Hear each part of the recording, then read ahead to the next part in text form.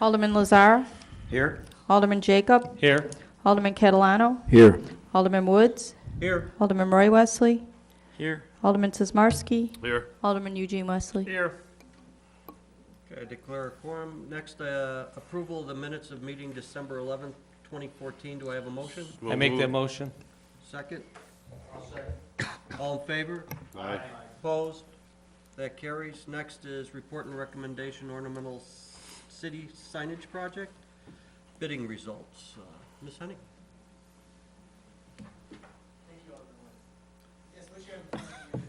Or not? Wow. See, Wesley? She changed? The results of a bid that we recently, that took place on December 9th, for some city signage. There were 2 signs involved, 2 major gateway signs and 2 wayfinding street post type signs. One bid was received for $64,040, I believe. And now we are here to get to get your opinion on whether we should rebid the project or accept the bid as submitted. So. Alderman Roy Wesley? Do you have, I know there was only one bid here. Any reason why? I mean, was it because of the holidays?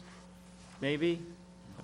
I'm asking for a professional answer, I guess, but we might not, Jeremy? no one might not be able to give it. As professional as I can get is we don't know. That's a good answer, okay. Alderman Eugene Wesley? I had a discussion about this Hennigan here, about this. I think it's over budget. I would consider us going out for rebid on this, or waive all bids and let them go back, talk to the other bidders and see. Contract, waive the bids. Because obviously you had several respond and they didn't. And the reason is, don't know. And let me tell you one thing, this bid went out early enough that it wasn't the holidays that interfered with it. Because I was here, on the bid opening was here. Right, but it was picked up earlier than that. So I would recommend that we go out, 2 choices, you go out for rebid it, or you waive the bidding process and let her contact the other sign company and see if we could get this down to the way the budget is. And you could do it on this. Alderman Peter Jacob? I just had one question. As far as, were these signs, was there anything special about them possibly that they would have, nobody would have bid? Was there anything out of the ordinary?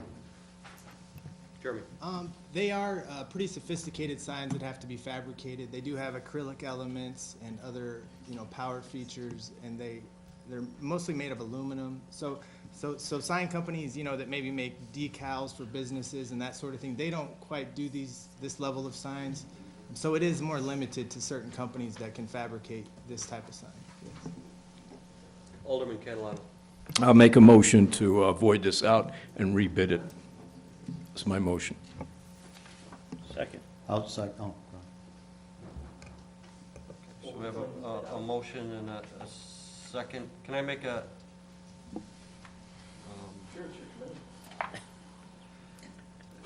Well, Alderman Frank Lazar, did you want to say something first? no, I mean, I had the same concerns as Alderman Wesley, Eugene Wesley, about, the rebidding of it. I'd like to see if we can possibly get more people or more companies on this. Right.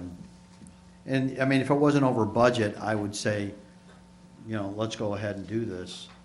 But, again, when we don't have any other interest, it really isn't a comfortable position to be in. Right, and I would agree, and what I was gonna say is that, since we only got one bidder, and it's not something that we're familiar with, it's not like a street, so we don't have a poll to judge it by, so that we void out this, and maybe we could reach out then to other companies and look at how we bid this out and the process that we went through, and maybe in an effort to rebid it in the future and reach out to more people. Mayor, please. Yeah, quick question. When we first, we sent it out, just to get an idea, we had 5 local vendors were approached, 2 answered, one of them being, I believe, the company that won. We had costs from 11,500 to 30,000, and when we received those costs, was that installed or there were any specific sizes? Because now installation and everything for one of the signs is 27,000 for each sign for the 2 bigger ones. I'm just curious what they were quoting us before, if anybody. Ms. Hennigan? Yes, the initial budget estimates, those were based on the signs being installed to these exact specifications, but they were just general estimates, something that someone did quickly, taking a look at the sketches. They didn't send them out to their fabrication guys and get the more detailed estimates that we got with the bid proposal. Can do follow? Mayor, please. Yeah, I mean, I'm just curious because 11,500, so they were quoting on different sizes and, No, that's for the same signage. oh, really? So it went from 11,000 all the way up to. No, I was just trying to see, because somebody, Alderman Jacob. somebody quoted 11,500. Since the signs we had said that are a little bit more sophisticated, I guess I think we should probably look for some other companies besides the 7, because maybe some of these weren't qualified to do these signs. So we have a motion and a second to void this and rebid it, reach out and maybe look at how we wrote the spec or whatever and reissue? Is that what we're looking to do? Okay, so there's a motion and a second. Let's take a roll call. Alderman Lazara. Yes. Alderman Jacob. Yes? Alderman Catalano. Yes. Alderman Woods. Yes. Alderman Roy Wesley. Yes. Alderman Sizmarsky. Yes. Alderman Eugene Wesley. Yes. Okay, that passes. Next. Sure. Alderman Eugene Wesley. On that sign, if we come in with the same price, could we direct staff to just go back and meet with the vendor and see if they'll come down to our budget price? I mean, we need to try to get, when are we looking to send this back out again? If we look and get this installed by, we were looking at this summer, install these signs, so when are we looking to rebid this? I guarantee that company that submitted is coming in with the same price. I mean, they're gonna say no, so, and now we're gonna be in the same boat here.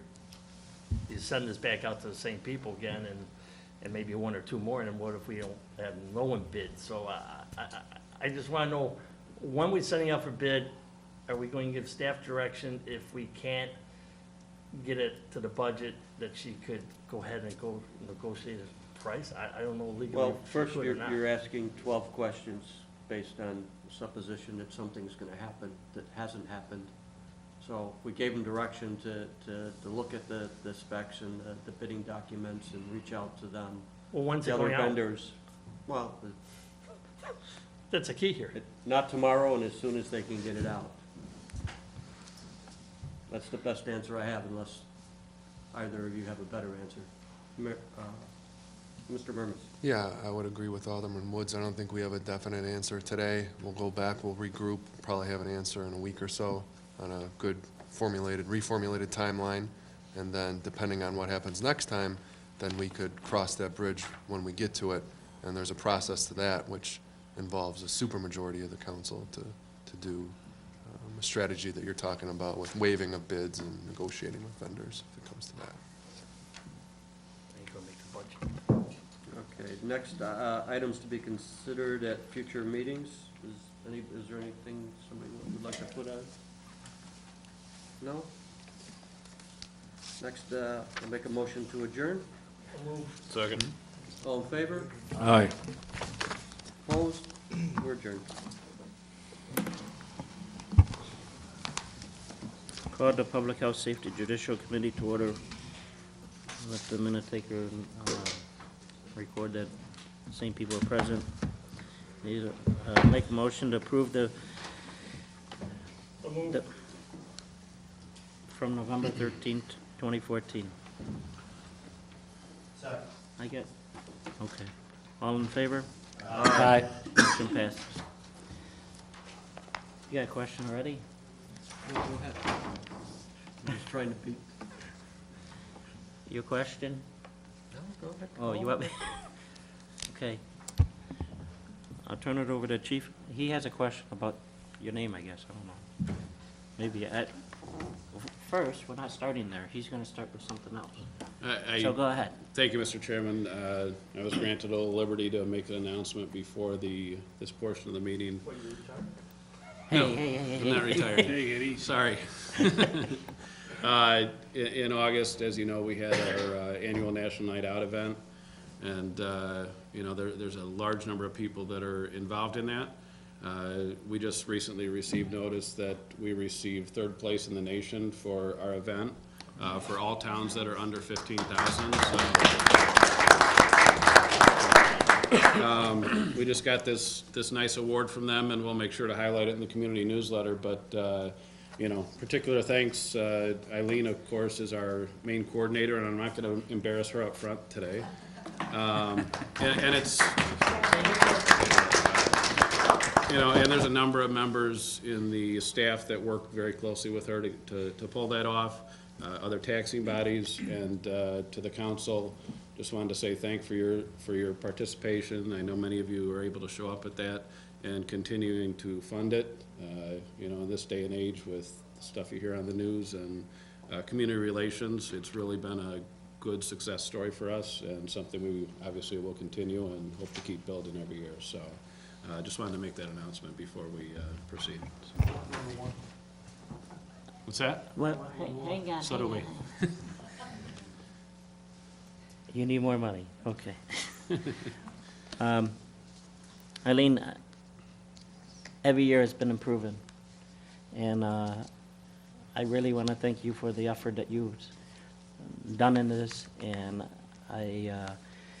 third place is pretty hard to beat here, but if anyone could do it, I'm sure you could give it a little more there. And Putting if, pressure on. if you need a little more, that's fine. I'll up my donation to you. But I like, I don't know who I would direct it to. I guess I direct it to the chief to send a thank you letter out or a notice to the people that are involved We will. on the and, bulletin board or something. I'm thanking them for their efforts in this. And We it means definitely a lot will. to the community. We'll announce the sponsors of the newsletter, and, you know, it's not just our department within the city. Public Works plays a big part in that, the administration and helping us with stuff, so it's a group-wide effort. Well, then maybe I should direct this to the city manager to do. We'll take care of it. And I'm, hopefully I don't have any objections up here from the council on that.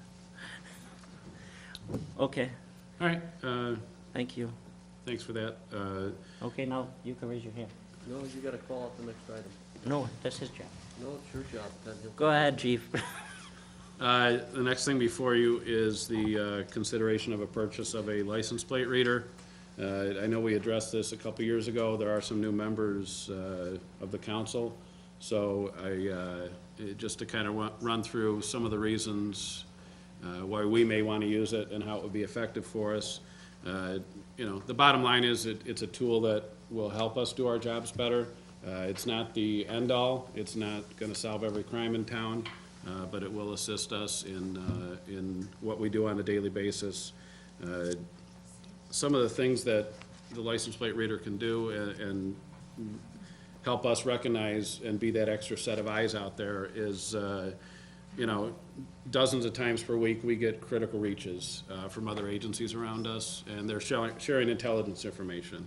That information might be about a retail theft ring that's hitting our local Target, for instance, suspicious vehicles that have committed maybe sex offenses in their town or approached someone in their town, and, you know, they'll alert us to a license plate that's of concern. Some of the other things that we might come across, known parolees and burglars. You know, right now in Wooddale, we have 13 known parolees that are on parole for a number of offenses. Many of those are drug-related offenses or burglary-related offenses or weapons offenses. Having this information and being alerted to their presence in certain areas that there might be a crime being committed will help us. It's just, there's so much information that's coming to our officers on a daily basis that they see this license plate and this license plate and this description. It's an automated process of a reminder that, hey, that car just went past you, or you saw that car at 2 in the morning up in the industrial park, and you know the guy doesn't work up there, and you know you've had some car burglaries up in the area. Some other things, the state provides a hot list every day of people that are suspended, revoked, stolen license plates, stolen vehicles, obviously Amber Alerts. Another thing is frequently we have cases that might be in Wooddale or it might be in the towns around us. You know, Itasca just had a hit and run and they have a license plate of K123, they don't know the rest. We can plug that plate in immediately on the fly, and the officer, any car that comes past him that has a plate starting with that description, it's gonna alert them in the immediate future that car is coming by them. That's some of the things that we see that in the immediacy and things on databases that we can also add to those databases for people that we know are of interest for a particular reason. Also, can be used as investigative follow-up for crime. You know, there's frequently times we might, if we go to an alarm and a place has just been burglarized, or something happens overnight and our guys, hey, I was just down Irving Park Road and went by a bunch of cars, they're able to pull that up and see what cars they just went by and hopefully develop some suspects as to a crime that may have just occurred, or you're certainly responding to a hot call somewhere in town. You can't keep track of every plate that's coming at you and or read it, but it would allow us to go back and look, and if all of a sudden they go, hey, it was a white car, that officer that was responding to the call with the license plate reader might be able to pull up, you know, in that last 10 minutes, do I have any white cars, and it'll have a snapshot, and, you know, is that maybe the car we're looking for? So, you know, there's a number of uses for it. I laid many of them out in the memo. You know, I think the important thing is, some of the things that came up out of our last discussion is how long would our officers be tied up with this? We did do about a 24 days trial of using the system that we're looking to purchase. And once they got it set up and configured correctly, we were able to average, I think, right around 1,500 plates per shift. We had 3 arrests that came specifically out of having that license plate reader, and those were for some suspended registrations for people that were in violation of the mandatory insurance violation. So, you know, in those 24 days, we didn't have the big one, but if you see online or do a search online of license plate reader successes, there's numerous ones all over the place. And so the other thing that was probably a main concern during our last discussion was, and in recent discussions, was having some type of policy for retention. Obviously, there's concern about Big Brother, and I have some of those same concerns. And I think it would be important, if we're going to do this, you know, even the ACLU recognizes that these are a tool out there. They just ask that there be some guidelines. So we've kind of discussed internally what would be an appropriate data retention period. Certainly 2 days isn't long enough, but 2 years is way too long. You know, usually we're gonna know about a series of crimes happening usually a crime's reported within a week or two. Maybe over a month period, we could be able to tie together if we have, all of a sudden we're starting to see that there's a pattern of a car burglaries, and it's usually not just Wooddale, it's in the area. You know, so somewhere in the 30 to 45 day range would probably be an appropriate data storage period for just, you know, data that you collected. The only thing that would be kept longer would be hits on investigative cases that are currently ongoing. So it's a lot of information and a lot to consider, but I guess I'd kind of open it for questions at this time.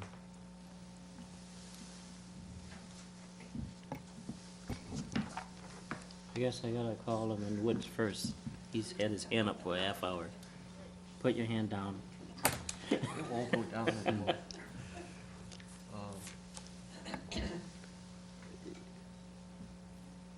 You forgot the question? No, I'm rephrasing. I mean, I've made it known that I'm not a big fan of these, although, as I've done further research and talked to the chief, I'm not gonna stop these, you know. I think it's 85% of the police departments are in the process of implementing or have implemented these. There's a bigger federal push to put them in, as is, you know, a push by Homeland Security. There's obviously many reasons you'd want these. And conversely, as the chief touched on, there are many reasons to have a policy to keep control of the system too. So I'll surprisingly maybe make a motion to approve the purchase, but not the implementation until we have a policy in place, until a policy is passed by the city council to govern the control of the systems and their retention of information, let's say. Second it. This is as good as auctions.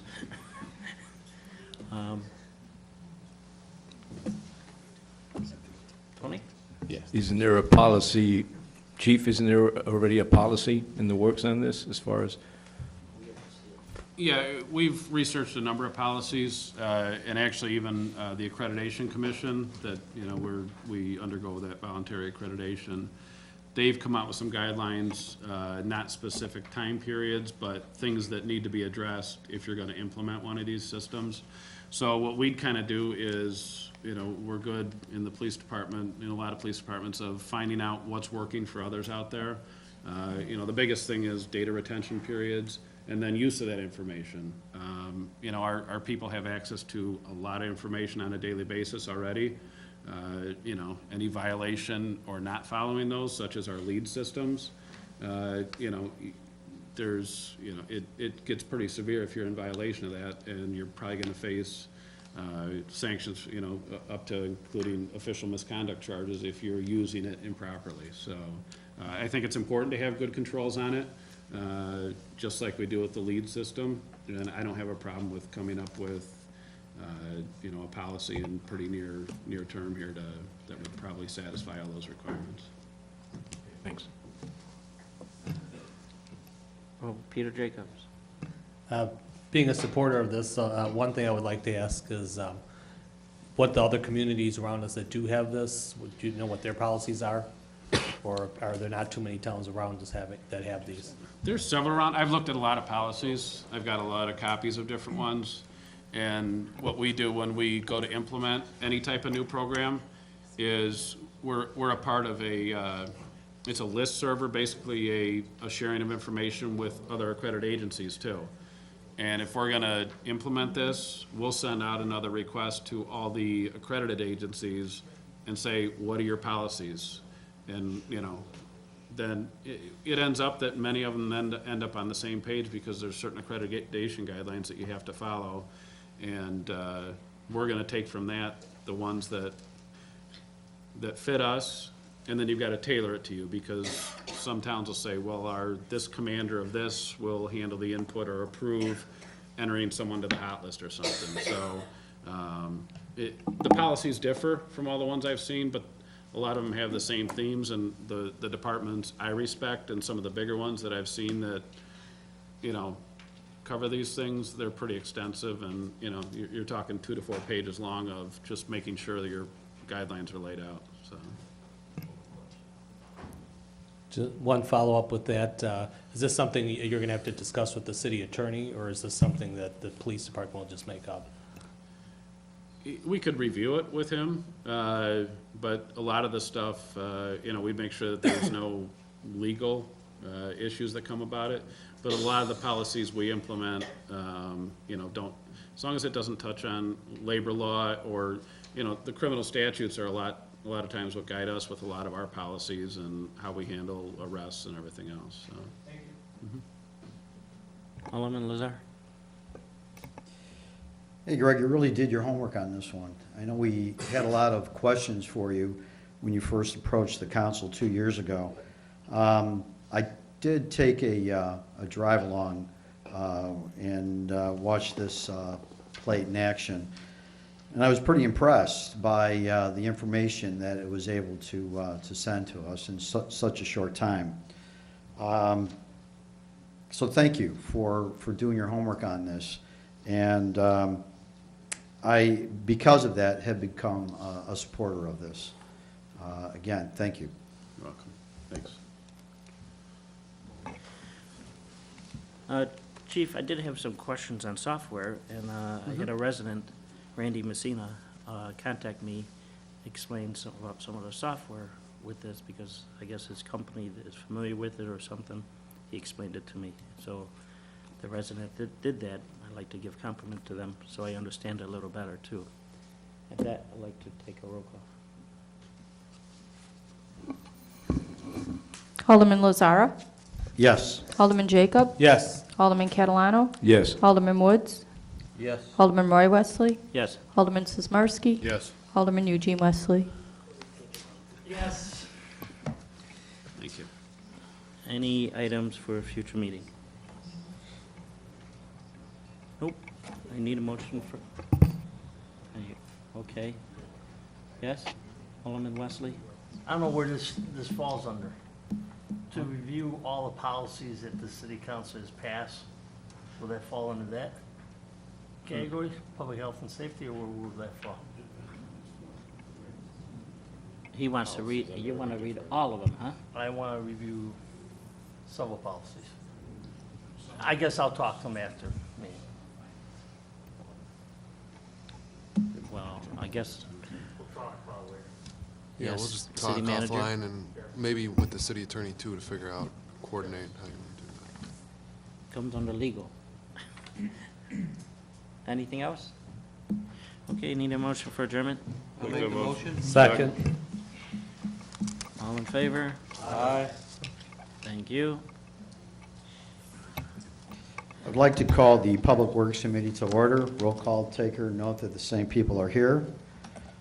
Make a motion to approve the minutes of the meeting for December 11, 2014. Do I have a second? Second. All in favor? Opposed? That passes.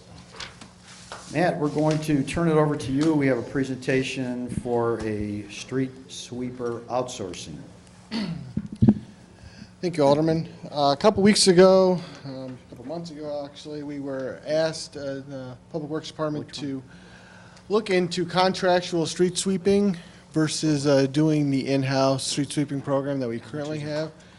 So this is a quick presentation on kind of the benefits and of doing both. So in our current, this is our current model. We do it once a month. We try to do it in March, depending on the weather, and we end the first in November.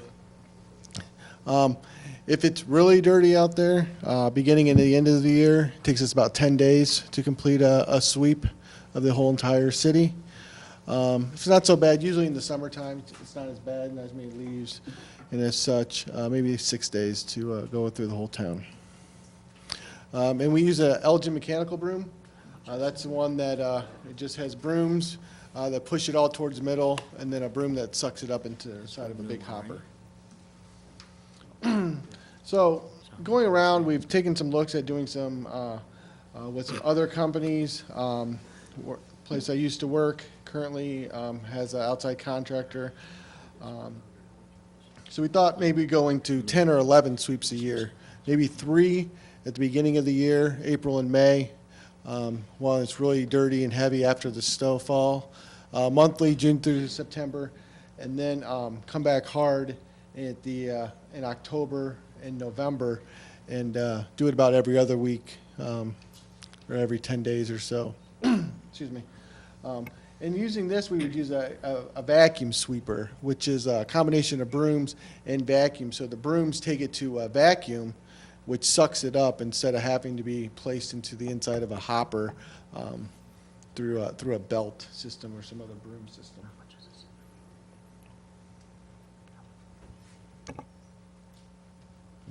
Okay. Benefits of keeping it in-house. We have a machine all the time, 24/7, machines in the shop, ready to go, 24/7 during the seasons that we would use it. Right now, it currently is sitting in a winterization, so we cannot use it now. Current level of service, you know, it becomes more expensive after the 6th year if we don't replace the machine until the 12th year because it's use of brooms, the deterioration of those, and street sweepers are basically made to break. It's a hard job to be, and the life of a street sweeper is not an enjoyable one. Benefits of contracting out the sweeping. I have a Alderman Lazara, Alderman Wesley keeps raising his hand, so. Go ahead, Alderman. Good. No, I don't have to go to washroom. Thanks anyways. I'm going to the page of cost savings here, 250 to 300. That's right. Okay. I'd just like to make a motion to go out and try it for 1 year and see how it goes. To outsource it. I would second that motion. Any questions? Alderman Eugene Wesley? I have a question here, and I'm sorry I didn't have info before the meeting. That sweeper is due to be replaced in next year, the CIP for next year. So, well, actually, it will be May 1, it's due to be replaced. So are we going to push that piece of equipment back if we're going to outsource this thing or not? That's my concern. I don't want to come up here because if you follow the equipment replacement schedule as is that we have tried to follow, this sweeper is due to be replaced. So I'm in favor of doing it, but that's this estimated cost, right? Matt? Yeah, the estimated cost of the project, and a couple slides away, you'll see the estimated cost of the project. But I never seem to get to the end of my presentations because everybody's so excited to give me what I want, so this is awesome. The contracted estimate is about $55,000 to $60,000. Now, that's all dependent upon what everybody wants to do. I know I've talked to some aldermen who want to have the gold, platinum level of service that we go out once a week or once every other week. And then we've got the normal level of service, kind of what we do now, and kind of the hybrid, the one that we came up with. To do 10 sweepings or so will probably be between 55 and 60,000 a year, depending on how the bids come in. So, to talk to Alderman Eugene Wesley's issue, I would say that if we did that this year, we would just push the purchase of the sweeper back 1 year, leave it in the budget. So just in case at this time next year nobody liked what happened, we would still have the budget. We'd still have that money budgeted for. That would have to be approved come the budget process for next year. Otherwise, we can take it out altogether and then we'll be without a street sweeper because the one that we have isn't going to last much longer. Give Mike. What is the allocated amount for a new street sweeper, other than the 250? We didn't pay 250 for ours, did we? No, I think in the budget there, I think it's, I'd have to look to make sure, but it's about 200,000 because that was the price of a Pelican sweeper, which is the mechanical sweeper. We would push, if we would buy a new sweeper in-house, I would push to buy a vacuum sweeper. That would allow us a little bit of, it would allow us to do things a little bit differently. That would be more beneficial for the city. Go ahead, Mike. And you get the contracted estimate, that's how much they're charging us? That's how much they would charge us for? That's our estimate of what a contractor would charge us on a yearly basis. Yeah, I don't know about you, I'd go with making a motion to take the money out of the budgeted amount and replace it if you need after a year. I think we already have a motion, so we have to, yeah. Go ahead, Peter? I would have to admit that I'm the one that, but I wasn't looking for platinum level service. I've had several of my ward residents, and I actually brought this up to you about a month and a half ago to look into this, and because of the budget coming up, that's why we're talking about it. But I would like to do a couple more streets, and maybe not every other week, but maybe every 3 weeks or something. or at least maybe get a couple quotes when we go out to bid on it. Mayor? Matt, on the yearly upkeep with the fuel costs, 4,300, is that maintenance, mechanical upkeep? Yeah, that would be maintenance, the replacement of the brooms, replacement of hoses and those kind of things, plus the fuel cost. Really, that's all we've averaged past few years? It's just, I don't know, for some reason it sounds kind of low. I'm just, Yeah, I mean, street sweepers, they do pretty good until a certain point in time, which is about usually between 8 to 10 years out. Once they get to that point in time, they go downhill extremely fast. We're getting to that point where we need to make a decision with this sweeper. So whereas we may be right on that precipice of falling off the cliff, that's not a very expensive cost, but it may be 10,000 next year, or maybe 15,000 the year after that. Go ahead, Mayor. that was going to be my next question. Where are we here with this one? Are we at year 10, year 11? I mean, I'm just curious. Yeah, I think we're at, I have to look it up to make sure, but I believe we're at year 8 or 9 on this one. So we're right at that point where the pricing of this machine is going to start giving us more and more headaches. And that's why, I mean, that's why it's up for replacement as well. And that's why we're bringing it forward now, where it's in the replacement schedule to be replaced. To spend the $250,000, $300,000 to purchase a new piece of equipment, or to go out for contractual sweeping that may allow us to have a higher level of service, plus the back-end benefit of not that 10 days a week or 6 days a week that I've got someone sitting in a cab of a sweeper, may allow us an opportunity to do other things more beneficial to the city. And just another, so basically, we would have replaced it in the 9th year, not in the 12th year, is what you were saying, right, for our CIP? Yeah, like I said, I'd have to look up in the CIP to make sure. I don't want to give you the wrong information, but it's up for replacement this next year. Okay. Okay, Art? Yeah, Matt, could you give me a quick rundown? So we got the yearly upkeep and fuel of 4,300. What would be the yearly labor? And the second part of the question, for the 55 to 60,000 a year, what does that give me? They sweep the whole city 4 times a year, 5 times a year, No, it's, 2 times a year, and 100 times by Alderman Jacobs? Yeah, this is for approximately 10 or 11 sweeps a year. So we're talking about $6,000 a sweep. Matt, when they do those sweeps, how much of the city do they do at a time? The whole entire, a sweep is the whole entire town. Okay. Pete? If we try this out and go with it, do we have any idea what, I mean, we could sell our street sweeper for? I'm sure there'll be a buyer for it down the road. Any idea what something like that would? Go ahead. No, I don't know what the salvage value on that would be, or the resale value. I mean, I would think that we would probably get, I don't know, we just sold a dump truck the other day, $130,000 dump truck-ish. We sold it for $14,000. So if you say 10%, it would probably be around probably 12 to 18,000.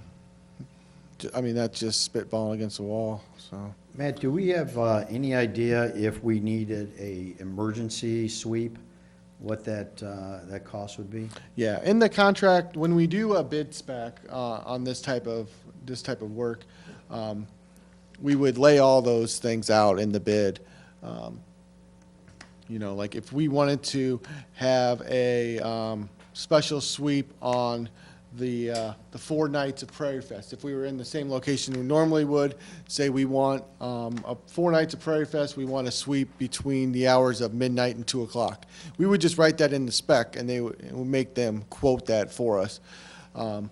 If we needed emergency one, maybe you say, a 48-hour lead time. is X number of dollars. 1 hour, emergency, big accident type of thing is something else. You can plan all those out in the bid spec. These companies are, radio dispatchable per se, so. They're if not they- 24 hours, are they, man? They can be if need be.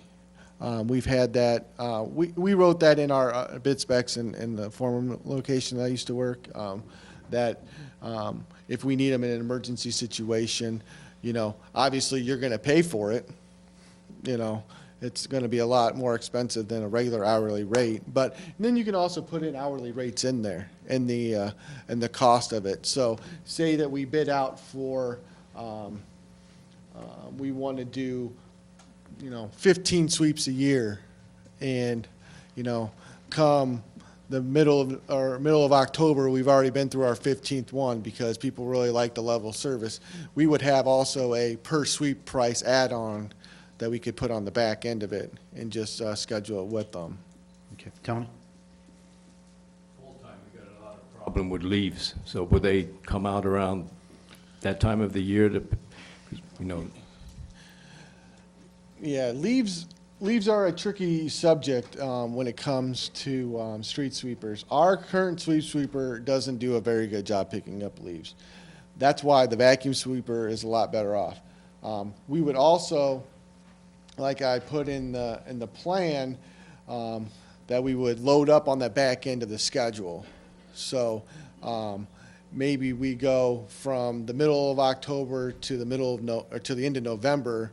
We go every other week instead of just once a week, or we do something like that we are coming out, and they're not going to come out with one truck and do the town. They'll bring 3 or 4 trucks at a time, and they'll bang out the town in 2 or 3 days. That would take us 6 to 10 days to get it done. So we'll be able to schedule them in a more advantageous way instead of just saying, okay, we're going to come out the first Monday of each month. We'll be able to kind of manipulate the scheduling a little bit. Go ahead, Tony. Yeah, the reason why I'm bringing that up is, when the drains get blocked, and potentially if it's going to rain, we're going to get flooding in those areas, and that's a lot of residents were concerned about that. In fact, when I was going out there, we were helping them clean some of the debris, so that'd be helpful. I mean, this isn't going to solve all the problems. I mean, this isn't the magic bullet. I mean, it's not going to solve all of our flooding problems when it comes to leaves.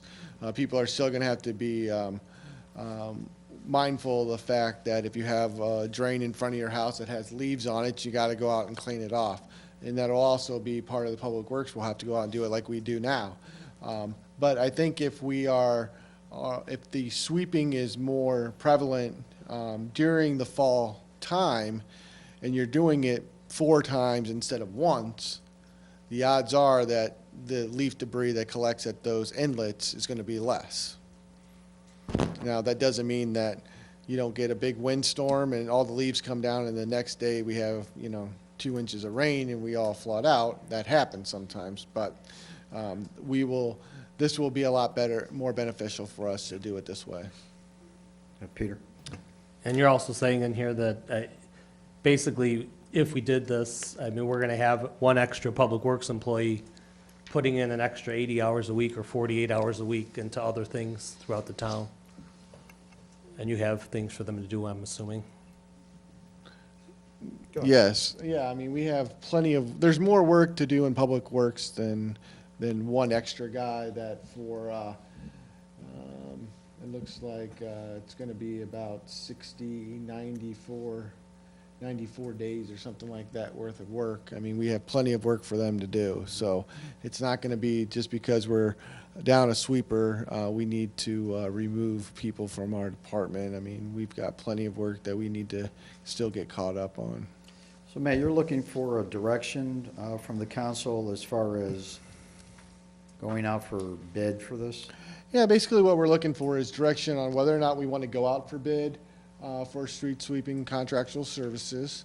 And if there's some sort of level of service that you would like to see. that's above and beyond the current level of service that we provide, which is the once a month. Or if you just allow staff to come up with a good working policy or a good working procedure to get the sweeping completed. So we need to make a decision on this like soon, because starting in spring, obviously, we're gonna start sweeping again. Yeah, I mean, if you guys want to do this, now is the time to get the bid spec put together, get it out to bid, back in-house, say sometime in March, and get someone in here around the 1st of April. Now, obviously, we'll still have if this gets delayed a little bit, or you guys don't like the bid pricing, or like we had happen today, we didn't get bid pricing from certain people. I mean, we still have the sweeper, and we can still make things work while we fight through some of this. But, yeah, so the direction really is whether or not you want us to go out to bid, and if you do, what level of service you'd like to see happen. Mayor? Matt, you just said 94 days or something, but I'm looking at your sheets here, and it says 450 hours. That's basically 11 weeks, 56 days. Okay. I mean, Yeah, 450 hours is what we that's- spent 'cause last that year. question was raised earlier, and I know I spoke to you before the meeting. What is this guy gonna do? Yeah. And you said we got plenty of other work, which I know we do. I'm just curious. Yeah. If you, I mean, kind of makes sense. Is it gonna work in our favor? I mean, 1 year may be worth it to see, but are we gonna get a 1-year contract, or are they gonna give us the inflated price because it's a 1-year contract? well, and that's the kicker if you go with the 1-year contract. If you go with the 3-year contract, which most of them would be, the odds are the guy's going to give you a little bit of a sweetheart deal on it because he knows he's got 3 years worth of work. Versus if we go out for a 1-year bid, they may or may not even want to bid on it, because if it's just 1 year, you know, what's the benefit? So for them, but we can go out for a 1 year if that's what you guys like. If you'd like to see us go out for a 3-year, I mean, if we go out for a 3-year and we get a really good price, maybe we stick with it. If we get a really bad price, maybe we just let it go or rebid. So, I mean, that's up to, there's a lot of different ways to skin this one. Okay, go ahead, Mayor. Well, what about like a 2-year with a 3rd-year option or something, and providing if the work is satisfactory, they're on for the 2nd year? I mean, let's face it, we give them a 2-year contract and they do lousy work, we want to be able to get out of that contract. I think we've done something like that in the past. Go ahead, Mayor. Yeah, and that's what we did with the tree removal company. We did a 1-year bid with two-year city options on the back end of both years. So, with clauses in there that, you know, if we don't feel that you're living up to the level of service that we would like for you to provide, then we don't have to renew your contract. So, that's an option to go that way too, is to go with a 1 year with a city option on the years 2 and 3 or something like that. Go ahead, Mike. I don't know, no one's made a motion on this yet, have there? Yes, there Yeah, we is. do. What's It the w- it motion was- again? Outsource for 1 year. Who made that motion? Roy and Peter second. Look, Where's Roy? So you'd amended just, or not even amended, just to see what, go outsource to see what the bid is for 1 year and 2 year with the 3rd-year option, if that's what he's saying. Yeah, we would have to amend that. And we're getting Roy right now. I'm not sure where he's at. Go ahead, Art, in the meantime. Yeah, my question goes to so the number that you're giving me, 50 to 60,000, is that somebody gave you a soft bid, and that's based on a 3-year contract, or is that a soft bid based on 1-year contract, or is that a number we pulled out of the sky? It's How not. relevant is that number that I'm looking Yeah, at? it's, I believe the number of 69,000 for about the same number of sweeps in the village of Carroll Stream is what my last contract with them was. They have And that quite was a. you guys That was had on multi-year. that was a multi-year contract, so they have quite a bit more streets than we have. We looked at some other ones, we looked at Bensonville, we looked at Tascas, some other people's contracts as well, so we looked at several of them, and 50 to 60, 55 to 60 kind of seemed to be the range that we would fall into. Whether or not it would be a one-year contract, a three-year contract, I'm not, I don't know how much play that's gonna be. I'm hoping that it comes in more like 50,000, 45 or 50,000.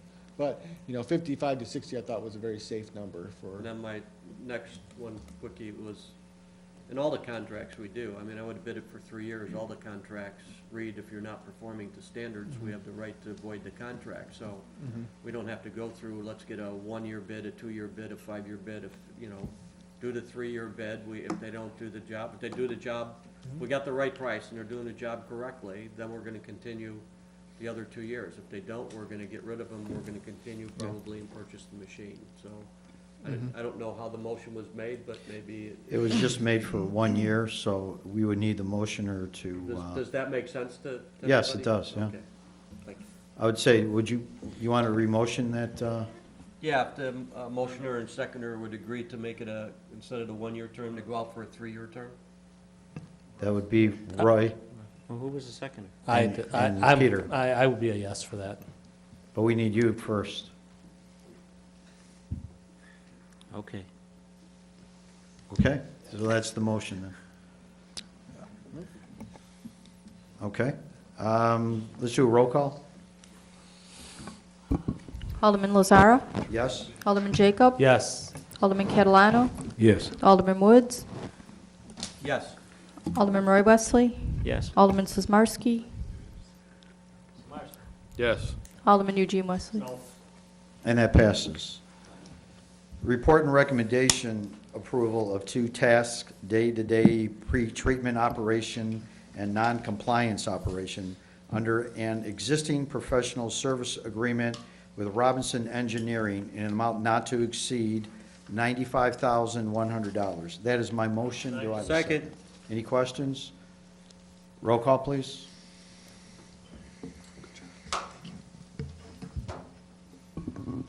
Alderman Lazara. Yes? Alderman Jacob. Yes. Alderman Catalano. Yes. Alderman Woods. Yes. Alderman Roy Wesley. Yes. Alderman Sizmarsky. Yes. Alderman Eugene Wesley. And that passes. A report and recommendation establish an easement with the Forest Preserve District of DuPage County at 256 Mattel Drive. That is my motion. Do I have a second? Any questions? Art? What's the easement for? Matt? Yeah, there's a sanitary sewer lift station that was developed on that property for the. Okay, that's good. There we go. Okay. Any other questions? Roll call, please. Alderman Lazara. Yes? Alderman Jacob. Yes. Alderman Catalano. Yes. Alderman Woods. Yes. Alderman Roy Wesley. Yes. Alderman Sizmarsky. Yes. Alderman Eugene Wesley. And that passes. A report and recommendation, approval of partial payment request number 13 to Williams Brothers Construction, Inc. for the NWWTP upgrade project Phase 1B in an amount not to exceed $880,355.55. That is my motion. So move. Second. Any questions? Roll call, please. Alderman Lazara. Yes? Alderman Jacob. Yes. Alderman Catalano. Yes. Alderman Woods. Yes. Alderman Roy Wesley. Yes. Alderman Sizmarsky. Yes. Alderman Eugene Wesley. Yes. And that passes. Items to be considered at future meetings. I have one tree coat update. That'll be this winter. Anything else anyone would like to add? Go ahead, Roy. Mr. Chairman, I'd like to, if it's possible, rechange my vote to abstain on Forest Preserve District, Meadow Drive, easement. You- Abstain or recuse? You want to change your vote? Is that what you're To saying? abstain. Okay, leave it. Abstain? been voted. It's We've already okay. passed. Yeah, okay. Yeah, that already passed, so, Do it at council. okay. Anything else? Make a motion to adjourn? So moved. All in favor? Aye. Opposed? Meeting adjourned.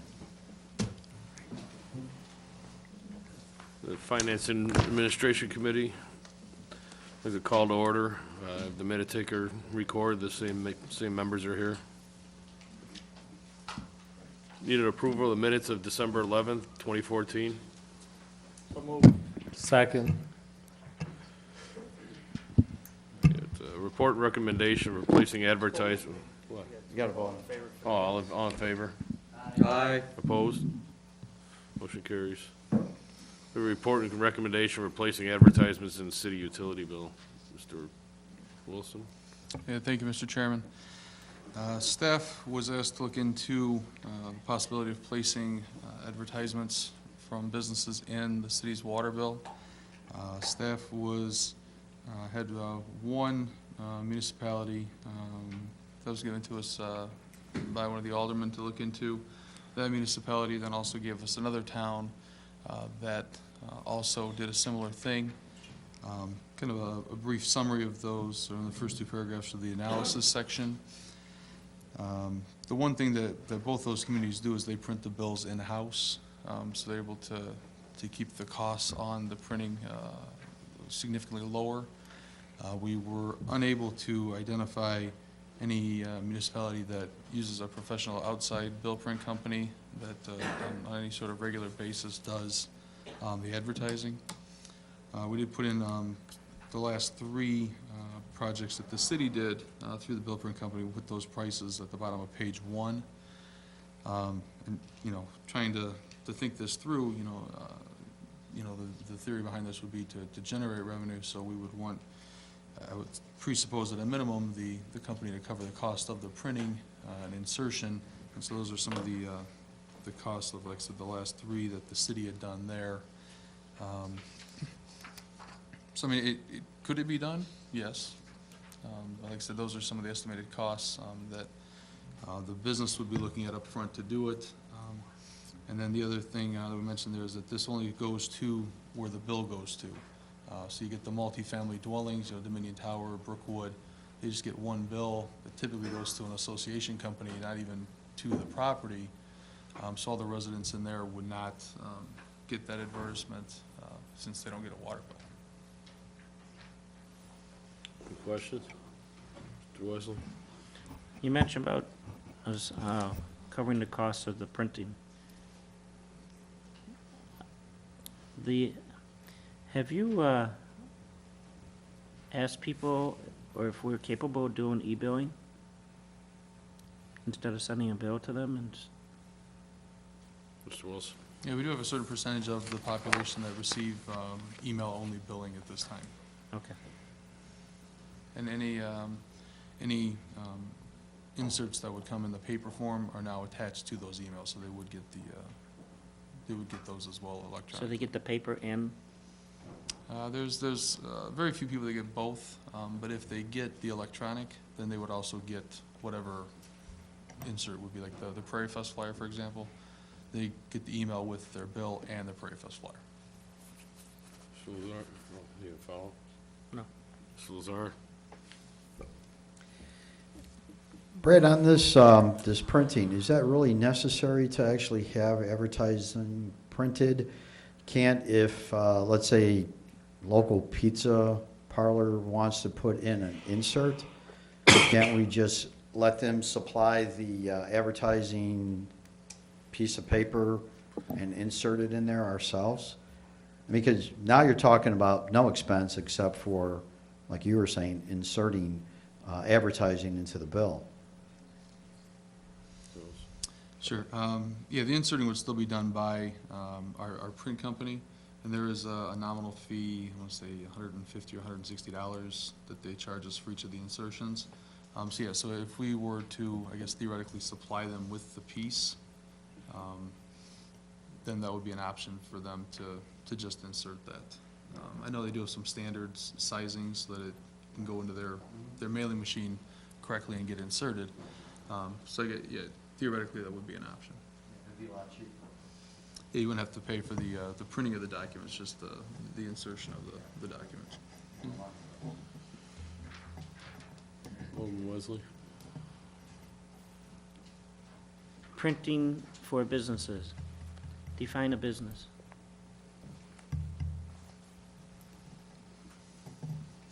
Give me an example of a business. You want to say Roy's Lawn Service? Fine, use that one. That would be a business, yeah. Okay. Christie's, 7-Eleven, Dunkin' Donuts. Okay.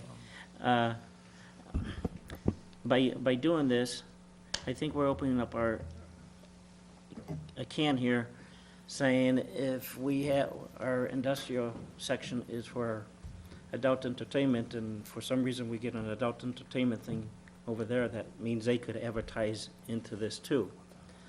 Another thing is political. Political is business, could come into a business. So how would you stop that too? Yeah, I mean, certainly, if we were to go down this path, we would want to work with the attorney to come up with some review process, so that while we would still have the right to review and approve those things, we also wouldn't be discriminatory towards any particular business. You know, I mean, certainly the first one you mentioned, I don't know that either of us sitting at this table would specifically want to hit the OK button on that one. But like I said, we'd have to come up with some policies so that we, you know, could get around those items. Okay. I think you would run into problems. I'm not a lawyer, but I would think that you would run into problems, especially if they have a business license and everything else to operate legally. It would be a business, so, yeah. So, Alderman Catalano, you had your hand up. There's other towns that do this, but I guess it's not cost effective, like you said, because we're outsourcing our bills, and it's going to cost money for them to insert. But is there any way maybe we can send out maybe a letter to the businesses to see if they're interested in doing this? I mean, you know, anything's possible. I mean, if we want to go that route, then we could certainly attempt to canvass and get a... Because I know a few Fees, businesses that are really interested Okay. in doing that.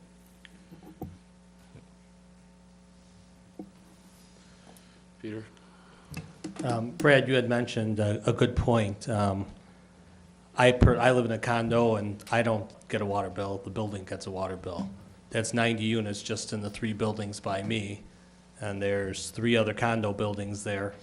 So you could advertise in the value pack for, I think, $200, $250, which goes to every single person, versus paying $200 or $250 to advertise in the water bill, of which you're now going to probably miss 1,500 or 2,000 people.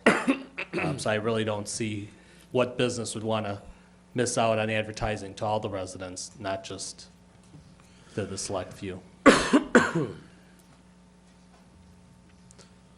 Mayor? Brad, you just said that it's going to cost us $150, even if they give us the insert. Is that correct? Yeah, each of the runs, there's the printing cost, and then there's an insertion cost. Right, the insertion cost was about $150. Correct, yeah. And so these other municipalities are charging $175 to $200, so it's $25 to $50. Really, I mean, Well, the Go other ahead. municipalities that they're printing it in-house, the Right. one town, they said if they just have one person, they'll just copy it on the back of the water bill. So the front half will be their bill, and the back half will be the ad. And then the other one, you know, they said depending, same thing, it kind of be the back of the bill. Our back of the bill has, you know, significant amount of information regarding the shut-off process, rates, things of that nature. So since they're doing it in-house, you know, it's just their staff time, which is, you know, it's, they're, you know. and that's going to be my next question is, I mean, these guys are offering this for $175 to $200, and we paid $1,100 for the Prairie Fest. I'm just curious, how much are we paying for if we were to do it in-house? They make it sound like $200. Sounds awfully cheap to do a mailer. So, I mean, what are they paying for their regular bill? Because they're doing on their bill in-house where we've outsourced it. We can get back to that. I'm just curious. That sounds way too cheap for me. Alderman Wesley? My question on this one is I see the point that was raised here that if they provide us the flyer, like any pizza joint or whatever. My question then asks, how many do we allow? Next thing, I will have a water bill this thick with advertising. Come Valentine's Day, that this restaurant's running this Valentine's special, this one's running a flower special.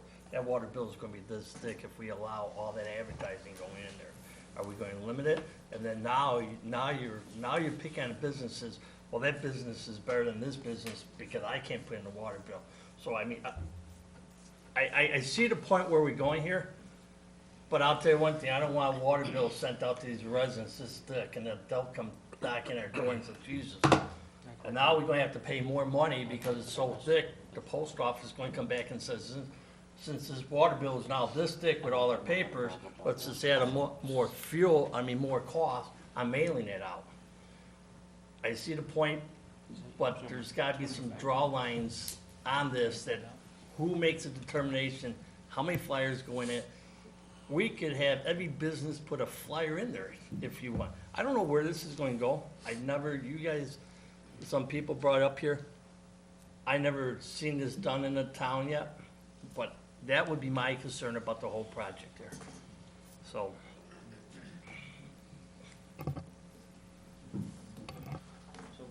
Where are we standing on this? Let's take a roll call. I'm gonna call the question, huh? No. Right.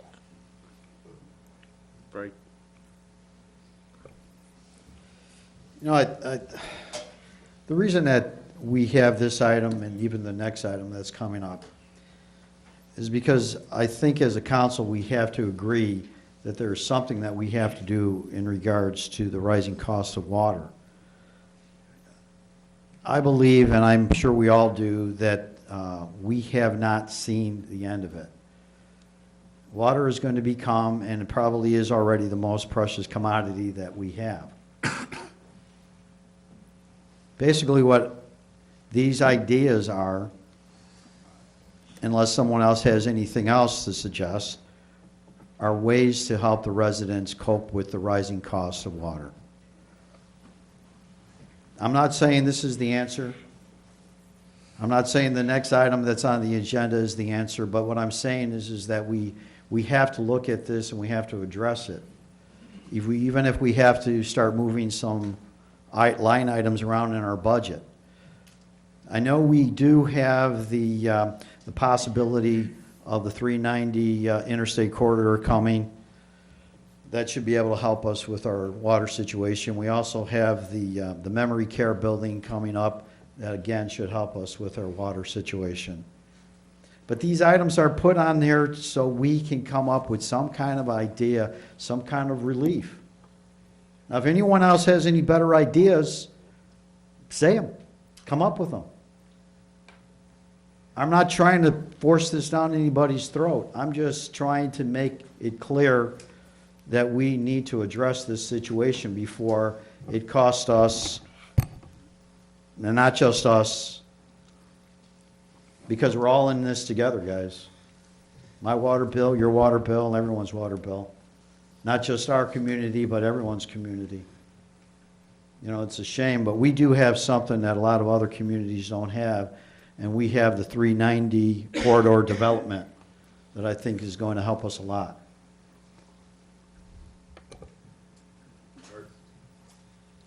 Yeah.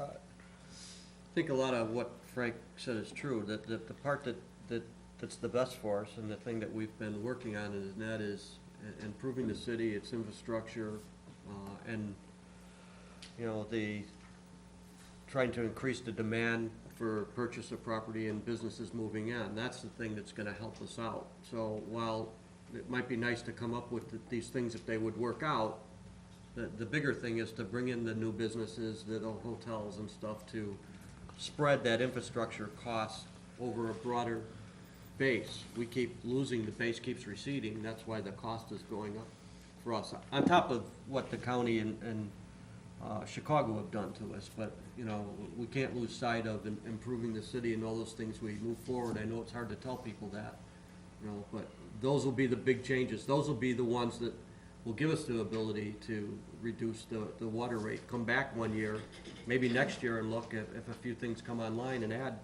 $1 million or 1 million gallons a month to the system to be able to allow us to reduce it a dime or something, so. That's all. Thanks. Eugene? I would pay short and sweet. We have a treatment plant we got paid for.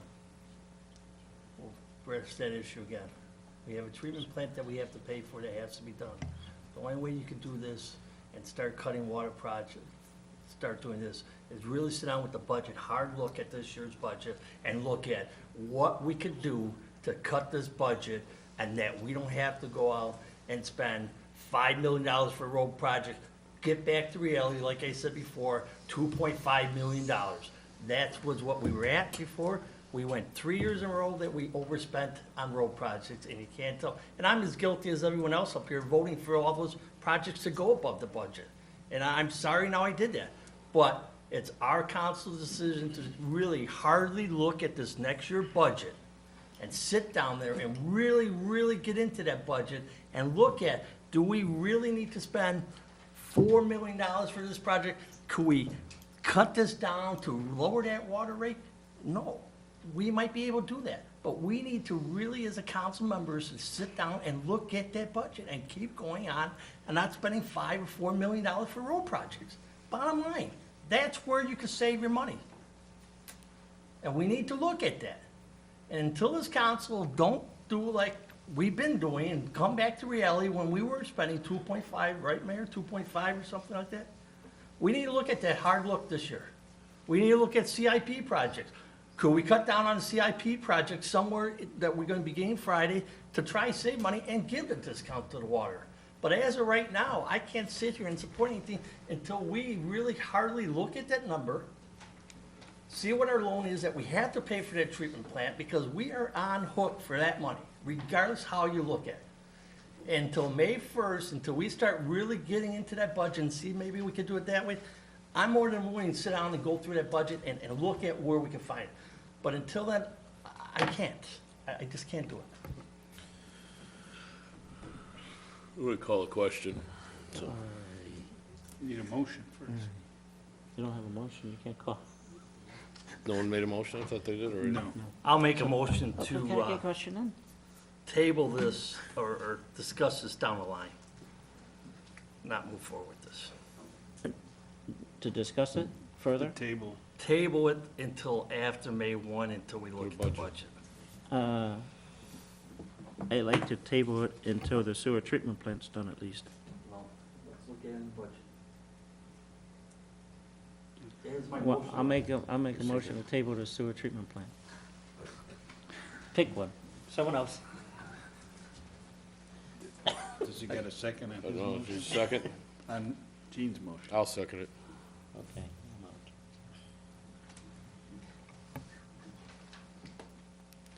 You need a roll call on it? Yeah. Art? Yeah, I mean, I thought we just agreed that this wouldn't net us enough money to move forward, that it wasn't a viable option at this time. That's what I thought. So, I mean, I don't, the recommendation would be to move, not to do anything, because it doesn't work. Did I miss something? No, that's what it was. That's why I called the question. So now we're gonna table it to when, we already know what the answer is, I thought. No, that's table to the budget. Over there. Okay. I'll send my motion to not do anything.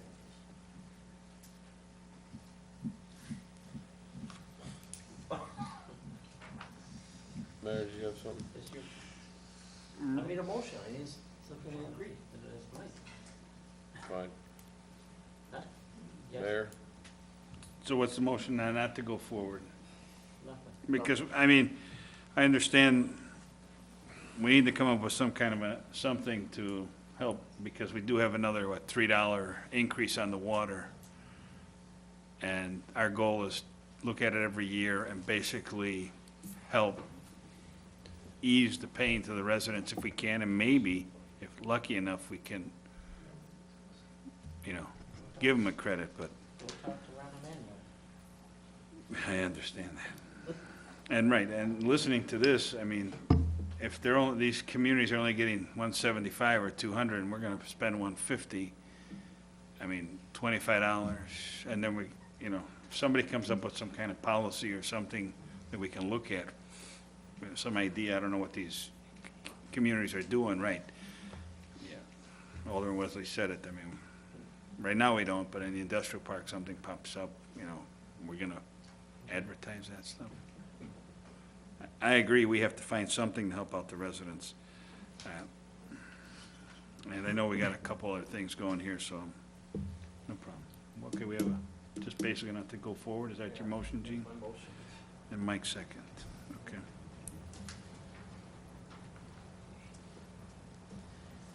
Need a roll call, Yep. make sure. Not to do anything. We're done.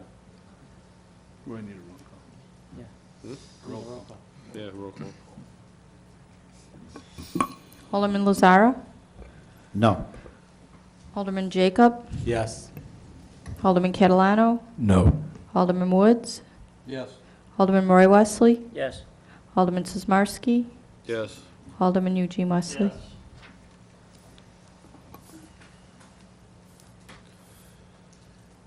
We have a report and recommendation for video gaming revenue. Right. Yeah, thank you, Mr. Chairman. This one is before you tonight, kind of go along with what Alderman Lazara said, kind of in the same vein, trying to, the request was made to try and find some easing of pain of the water rate increases. A little history on this: when the video gaming first came in, there was direction from the dais for staff to earmark that money towards economic development.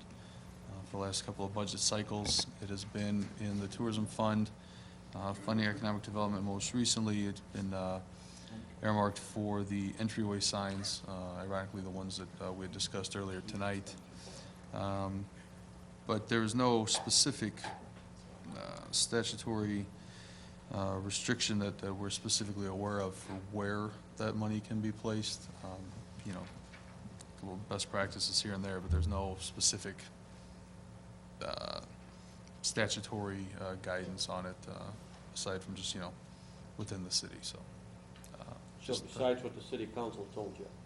That'd be correct, yes. Okay. Just to clarify, thanks. Yes. Yeah, Brad, I'll be honest with you, when we first started the video gaming, I was in agreement with economic enhancements 100%. The question has been raised tonight about what can we do to help the residents? I would be in favor, I mean, we have 71,000 and we're looking at 80,000.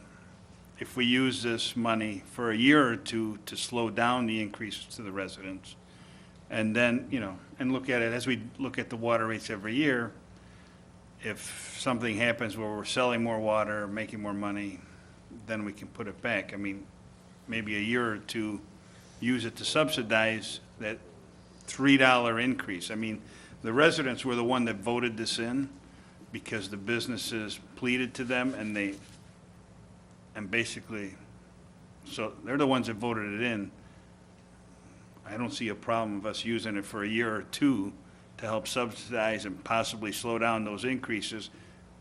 Since it's their money that they voted in, I think we should just, for a year or two, you know, just to slow it down. That's my thing. How much is that sewer treatment plant? 30 million? Correct, give or take, correct, yeah. Is it done? It is not. How much more is left? The estimated completion date is June of this year, 2015.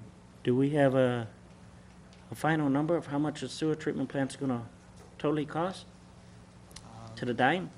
To the dime, certain, no. Okay, so we don't know how much that's gonna cost. When I talked to you about a TIF district, I don't know if this number is correct or not. We're looking at $90 million TIF district, roughly? Yeah, I believe the budget, either 93 or 98 million is the budget for the TIF district. Okay. So we got a $30 million sewer treatment plant. We have $90 million TIF district that we don't know where this TIF district's gonna go. If it's gonna make it or if it's gonna flap. We gotta try it to see if it's gonna do anything. That's gonna make a difference. Plus, I think a couple months ago, we voted for $65,000 engineering for possibly a $650,000 clock tower. So, I mean, we're looking at all this money here. Where's it all coming from? You know, if this TIF district fails, do we know what it's gonna be on the tax bill of the residents that's gonna be there? Is it gonna raise the tax for the, to the residents to make up the difference for the fire department, the school district, the city, the library? I don't know that for a fact yet. I'm still discussing that with the finance director and understanding it and getting it to the clear. I have residents asking me if their taxes are gonna go up. We got a special hearing coming up on that soon, right? At this time, it's scheduled for next Thursday. So, I mean, I'm in favor of giving back to the residents, but you know what? If this TIF district has a problem, is it gonna affect the residents' tax bill? Where the people can write off their tax bill on their income tax versus possibly I'm gonna ease up on a resident getting $20 on, or maybe $30 on a return per year. I mean, I'll take that $20 and go back to the video game and throw it in there. Maybe I could win a couple hundred, but, you know, there's too much money being spent. I said that from the beginning about the bills with the sewer treatment plant and everything. I don't want to do nothing with the water rates at all until we know what the sewer treatment plant's going to be. And I've said that many times up on this council. And I know this is not talking about the water rates, but who knows? We might need that money to ease up on something else. I mean, we spent $1.5 million on Ward 1 on those streets over there. Yeah, we're spending some more on Ward 2, but you know what? Ward 3 is going to be asking for flooding issues very soon. Ward 4 is going to want more street lights or more streets over there. We have to, pardon me? Food? We're going to, I mean, Ward 1 got $1.5 million. And I know we're talking a whole city, but we got to be careful with this TIF district too, for everyone. I like to take it off on the tax bill than do it this way.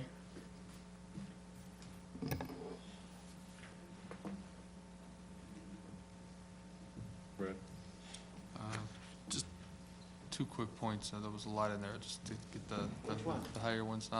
Yeah, the theory behind the TIF is that there's not, in a standard TIF setup, anybody outside of the TIF is not, their property taxes are not affected in a traditional, properly functioning TIF. Now, I know what you're probably going to say, but that's what I said, in a traditional, properly functioning TIF. The other question, to your point about, you know, maybe need the money somewhere else at some point, that's kind of, I guess, one of the beauties of this revenue is that since there's no, aside from council direction for where to put it, there's no statutory restriction to it.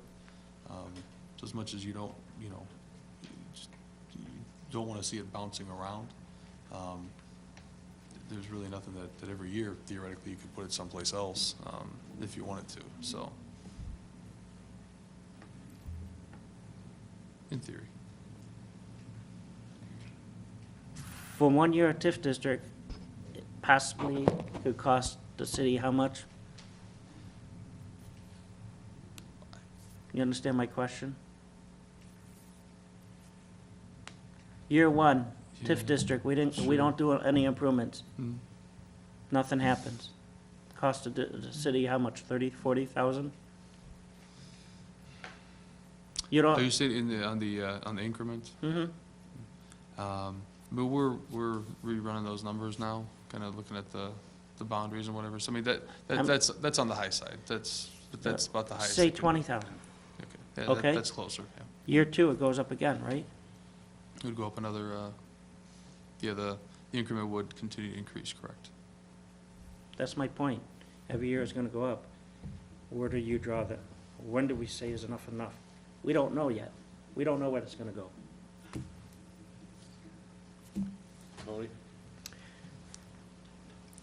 I've been talking to a lot of residents in my ward and throughout the city for the last 2 years about this proposal. And believe it or not one negative response. They all like it. And it's a win-win situation for the residents. Water rates are going up. So what we're doing here, if this passes, we're setting up a mechanism for the future. Once O'Hare, the expansion happens, we're gonna have more businesses come in, more restaurants, more gaming machines. So eventually, that could double or increase. So I think it's a good idea. We're thinking out of the box, and we should pass this. And I want to make a motion to pass this video gaming revenue. That's my motion. I make a motion to table. Well, I'll second Tony's motion. Someone want a second?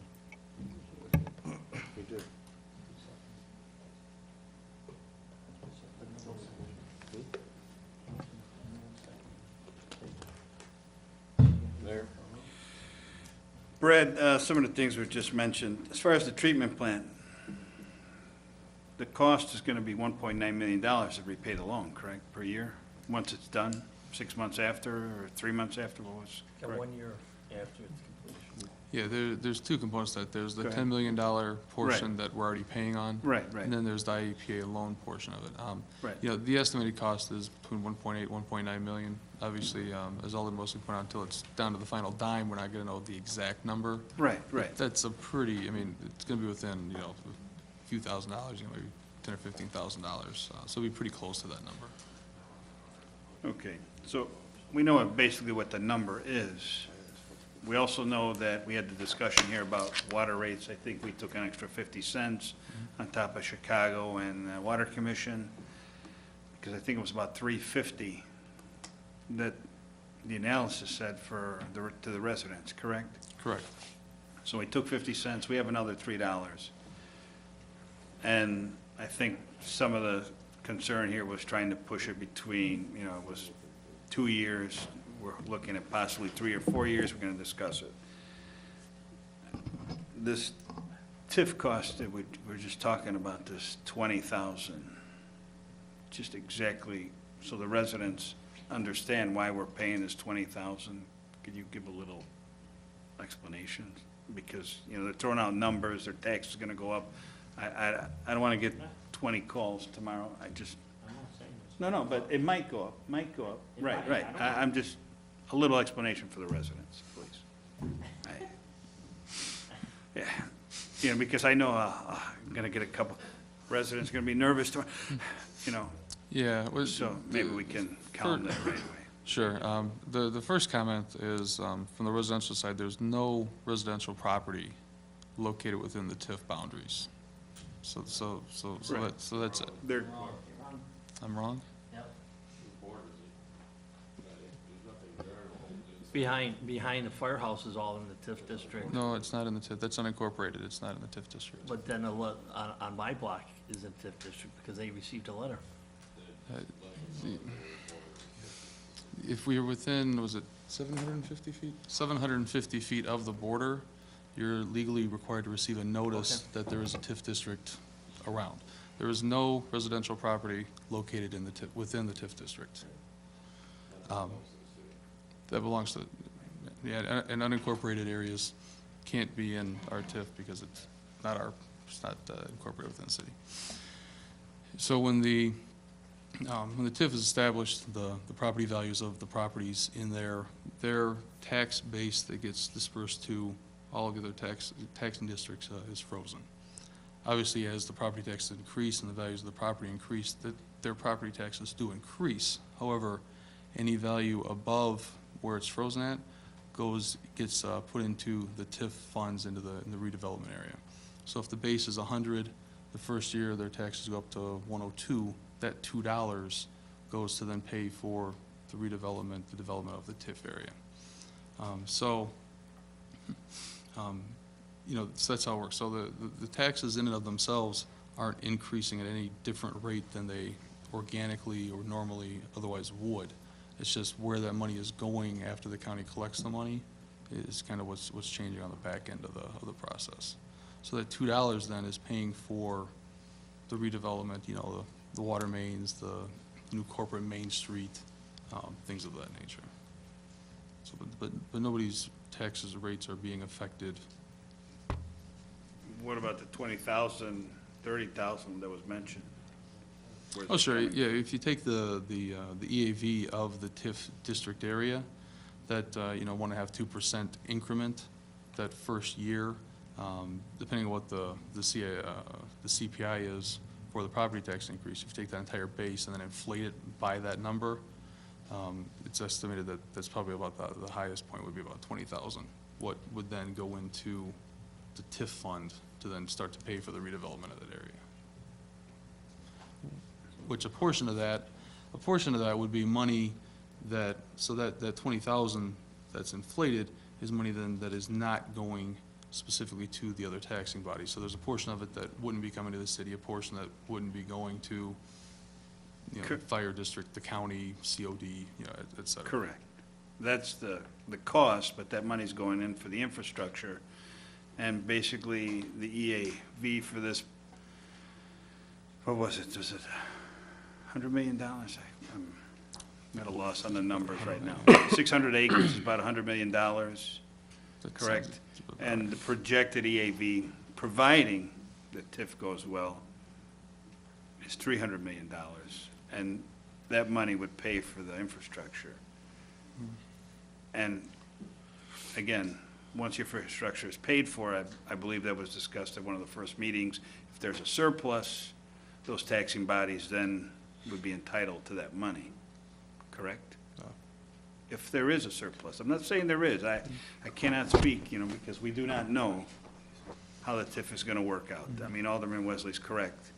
We do not know if it's going to be, gangbusters or slight increase, correct? Correct. Okay. Just so the residents know what's going on. All right. Peter? I have a couple questions. First of all, when is the Elgin O'Hare, when is the completion date on that? Final. Through Wooddale. Through Wooddale. 2017, I believe. 2017. I think Alderman Woods nailed it on the head before. We need economic development in the community. Just 3 weeks ago, we voted to raise the water bill by 50 cents. I think almost all of us up here voted for that. Now we want to give them $1 back at the end of the year, so we're going to give people $12 back at the end of the year. No. Brad, is That's not that the not what you motion. told me, approximately?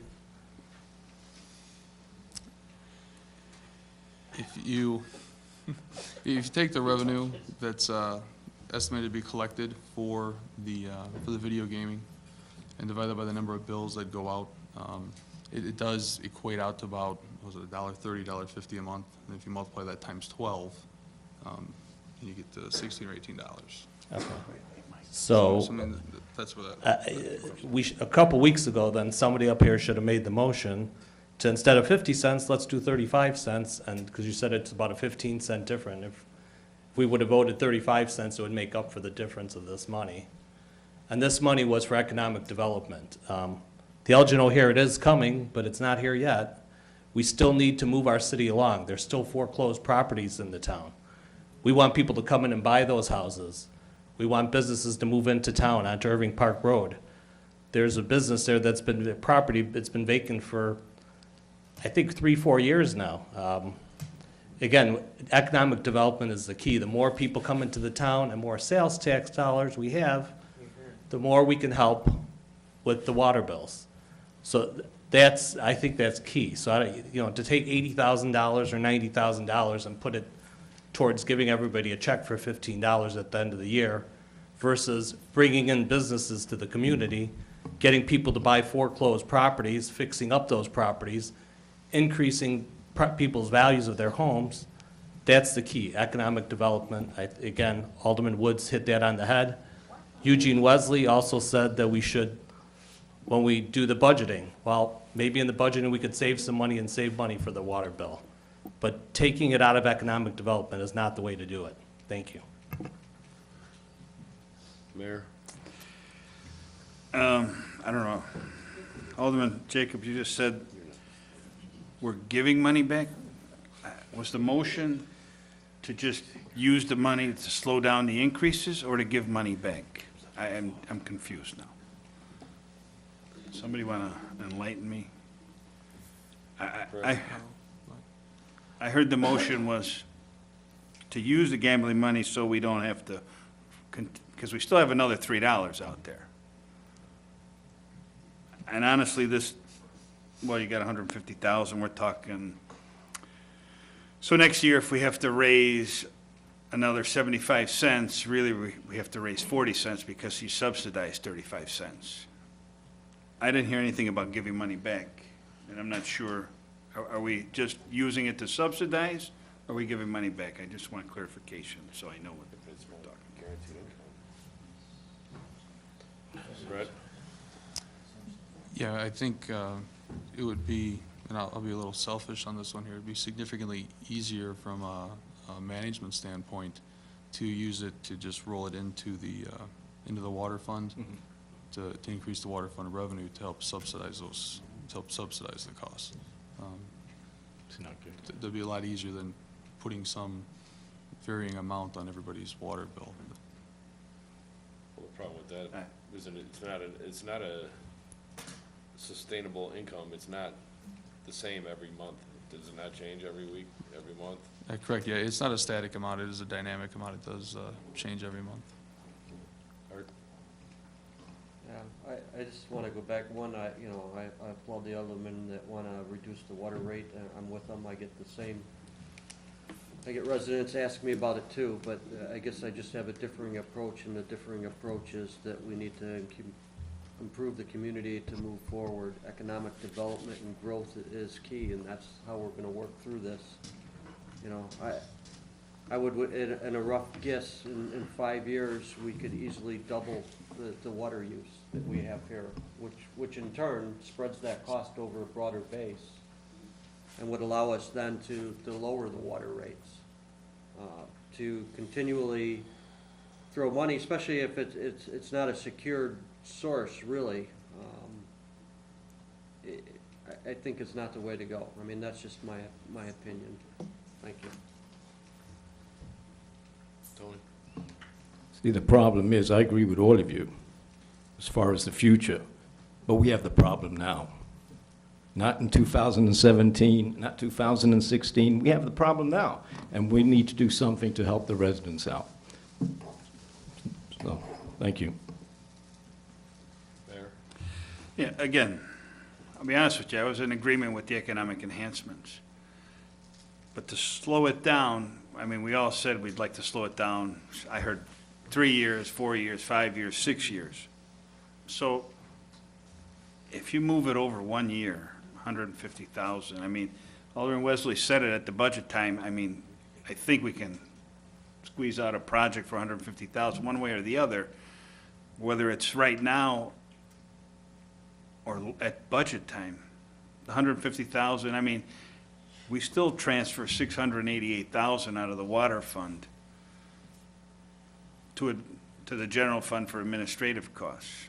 I've been squawking about that one for years. I know Mr. Wilson tells me that his time is very valuable and he's worth 688,000. And he is very valuable, and I appreciate that, but I think that number is a little inflated. I mean, you could easily make up 150,000 there, transfer less. I know staff may not agree on certain things, but again, I believe our sales tax, we increased about 130,000, so it went to the general fund, so we can take that 130,000 and decrease there's a lot of things we can do here at budget time. It's just a matter of how you want to work the numbers. My whole thing is, if you do it for a year, you know, you look at it every year with the water rates, same thing. The goal is to help out the residents. I mean, they're the ones that voted this in anyways. So if a year or two you give it, you just slow down the water rates, not, you know. You didn't want it. No, you're right, I didn't vote for gambling, you're absolutely correct. But when it did pass, I did agree on economic enhancements.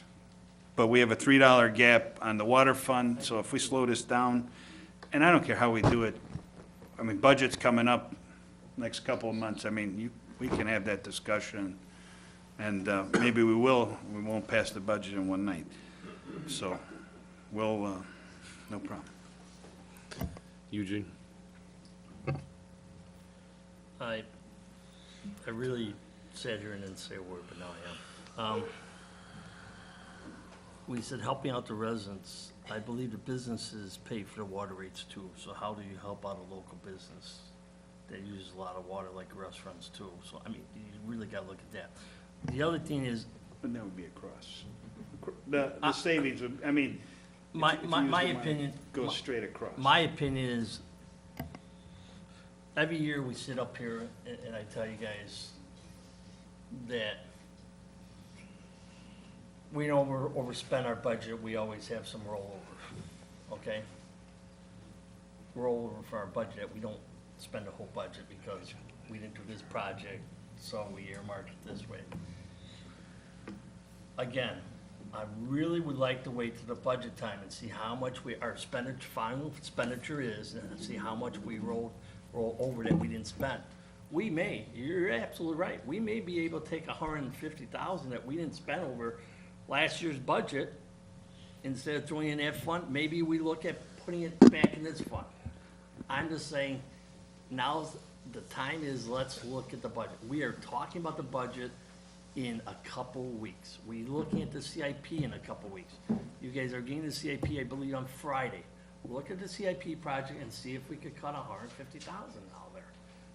But, again, I still think we could make an impact in some area in that funding to give the residents something. Because say we roll over $80,000 over that we didn't spend last year's, this year's budget.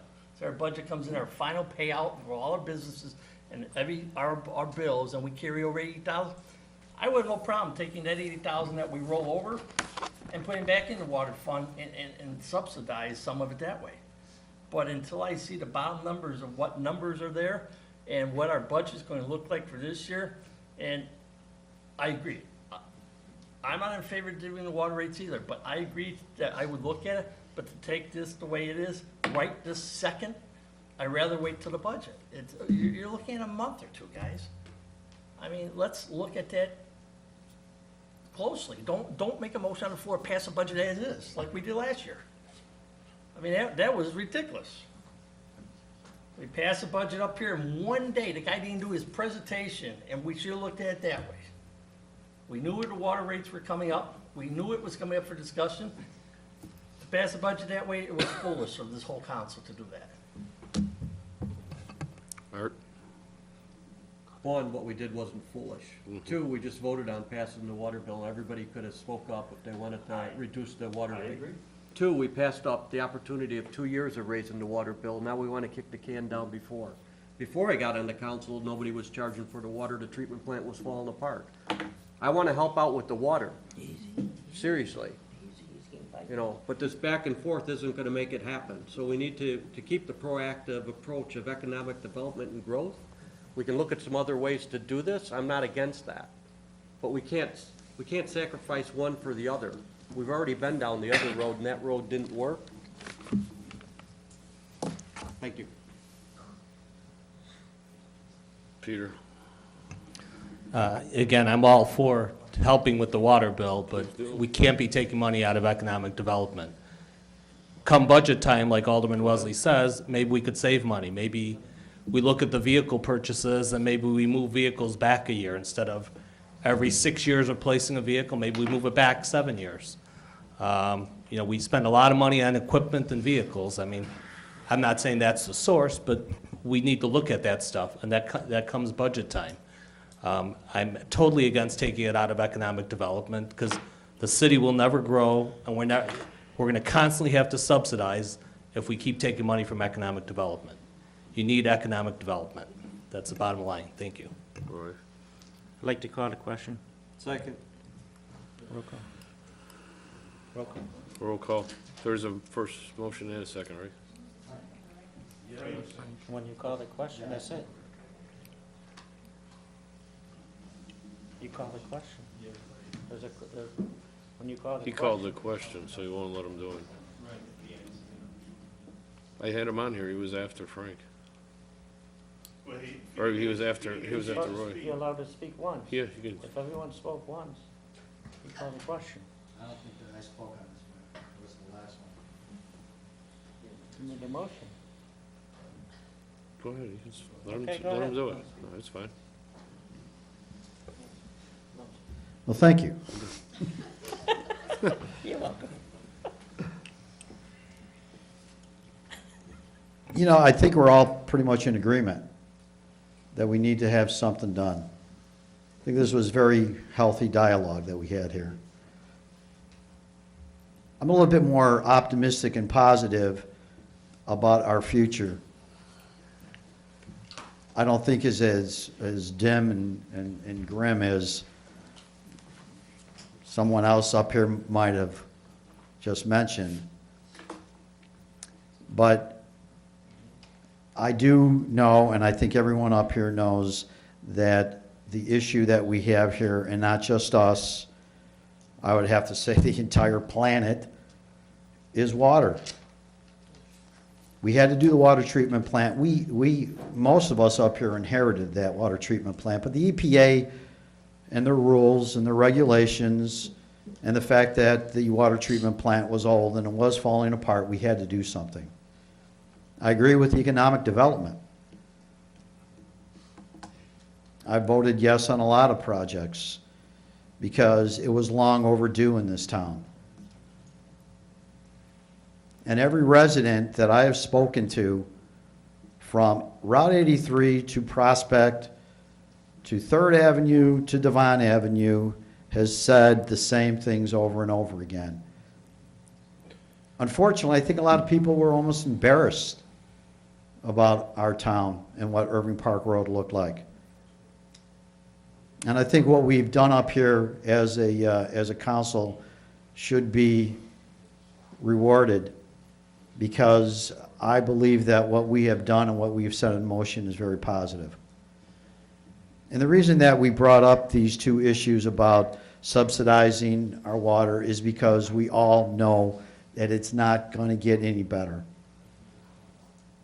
I don't really care if we use video gambling revenue. I don't care if we use city utilities to advertise. The whole point is that we needed dialogue, we needed discussion, and we now know that we have a direction, that we have to do something about our water. Yeah, we could have said, no, we're not going to raise it. Well, we didn't. But now we all realize, I think through this maybe half-hour discussion, is that we have to do something. We owe it to ourselves, we owe it to our community. And whatever that is, guys, I'm not saying this is the answer. I'm like Pete, I agree. We have to have the economic development enhancement. The video gaming revenue, I really thought was a good idea to help subsidize our water. I'm not saying everybody should get a $16 check, but maybe to help might have been a nice idea. I'd say our future in Wooddale looks bright. We don't, as a state and as a country, spend the kind of money that we are spending down Route Thorndale or 390 and not expect development. It's going to happen with or without any of us up here on this council. It's going to happen. And I think we owe it to our community to have that positive. We can't sit here and think it's not going to happen, guys. So I don't know how this evolved from helping subsidize our water to the discussion of gloom and doom, but I'm telling you, our future looks bright. And we're kidding ourselves if we think it isn't. We don't spend the kind of money that we spent building 390 and our proximity to our airport. Yeah, we're getting bombarded by planes. My God, we are. I mean, the amount of people that are complaining, and then rightfully so. It's new. But our gift is that 390 corridor. Maybe someday nobody pays water in Wooddale because of our growth on 390. That's what I would like to communicate to our residents. We have a bright future.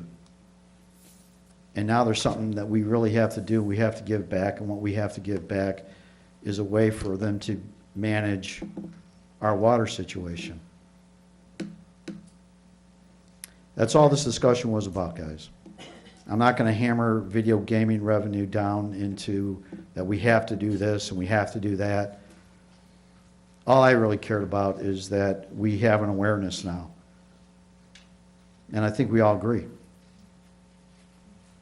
The future looks bright. Thank you, guys. Roll call.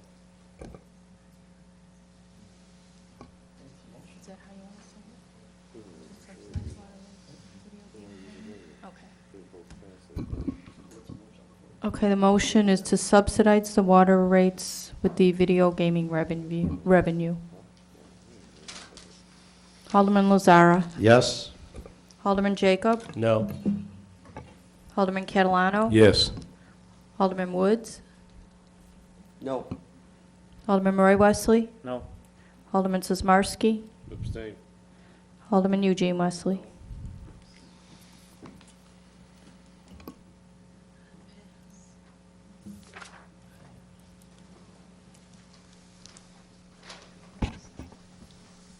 Could we,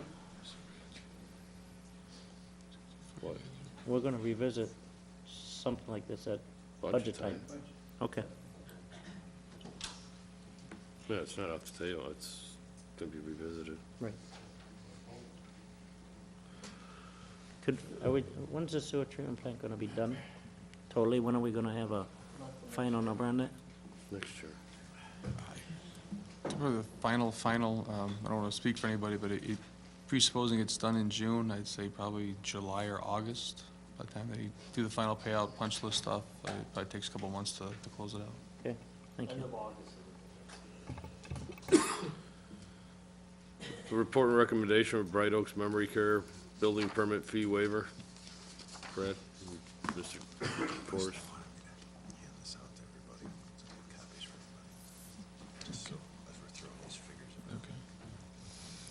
Yeah, thank you, Mr. Chairman. Mr. Forrest, for me, he has a handout to help aid the conversation this evening. So I'll let him pass that out real quick.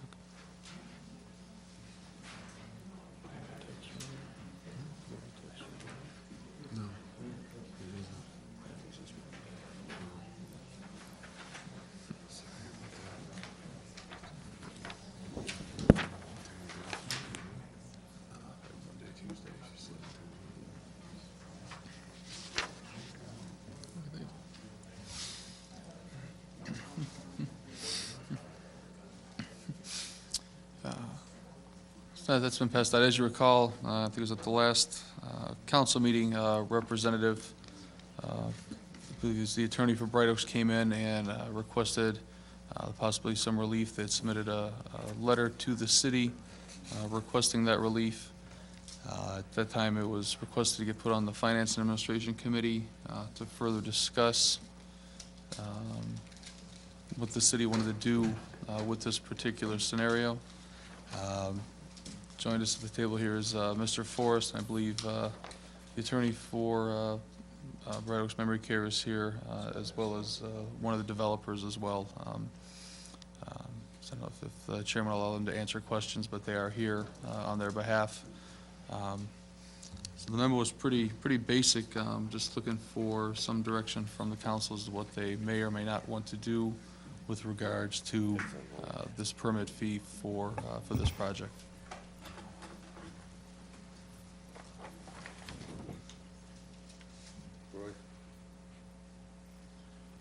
So are we having a presentation, or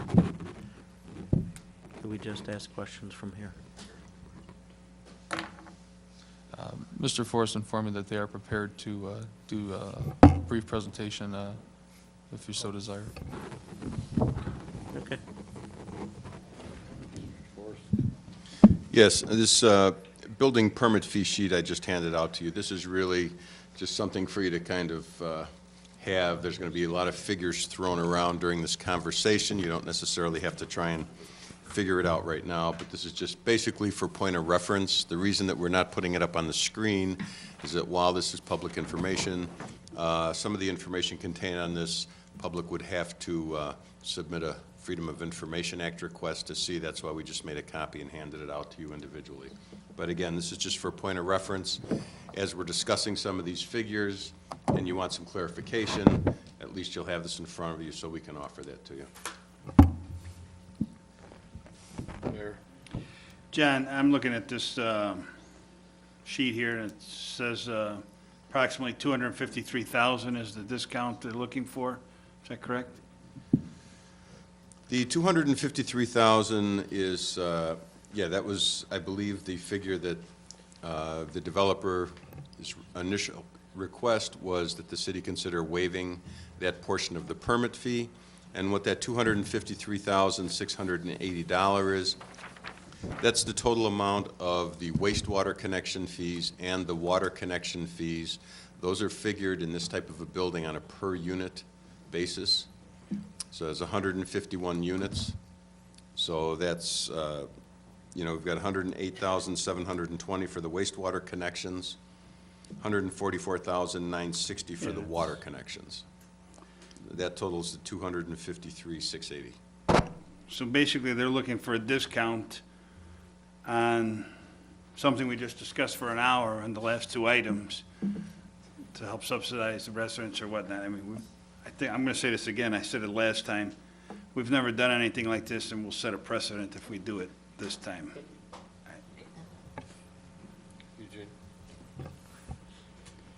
Okay, I'm the one that says, let's look at this. I'm not looking at them to get out of the fees completely, okay? What I'm looking to do, if this council agree to this, is they're going to end up paying this dollar amount regardless. All I'm doing is, they're looking to, they would have to come up with all this money after the building is built for all the water connection and all that. What I'm looking to do is, Mayor, I see your point that you don't, it isn't. Because what I'm looking to do is what we did in one of the other buildings in this city, is that every time they fill that room, or that room, that then they now get charged for that connection fee for the water. We have done it in the building before, in this town. We did it in the other 3-story or 5-story apartment, that they aren't paying it until they connect, until they sell that unit, then they get the fees in. Am I right, John? We had done, when they built the first condominium building, yes, some of the fees, the impact fees were defrayed until at such time as they came in for the occupancy certificates. Right. For the unit, and at that time they paid that part of the fee. So let me continue with this. So don't say we haven't done it before, because we have. Okay, so what I'm looking to do is the same thing that we did to that development, is when they receive the occupancy in that unit, then they have to come up with that money. I'm not looking to waive the fees totally. I'm looking to stretch this out a little bit for give them some compensation that they could take that money and fix it, build this building the way they're supposed to. All I'm looking is that they don't have to come up with all this money at once. You're going to get the money eventually as a occupied room. So I would go with that recommendation, that we give them a break until the occupied rooms, and then, John, I don't know what the number is per, So many numbers on there, I can't figure this one. Art? Well, Yeah, 2 + 2 is 5. well, I know that we did that in the past. I mean, that was a little different scenario.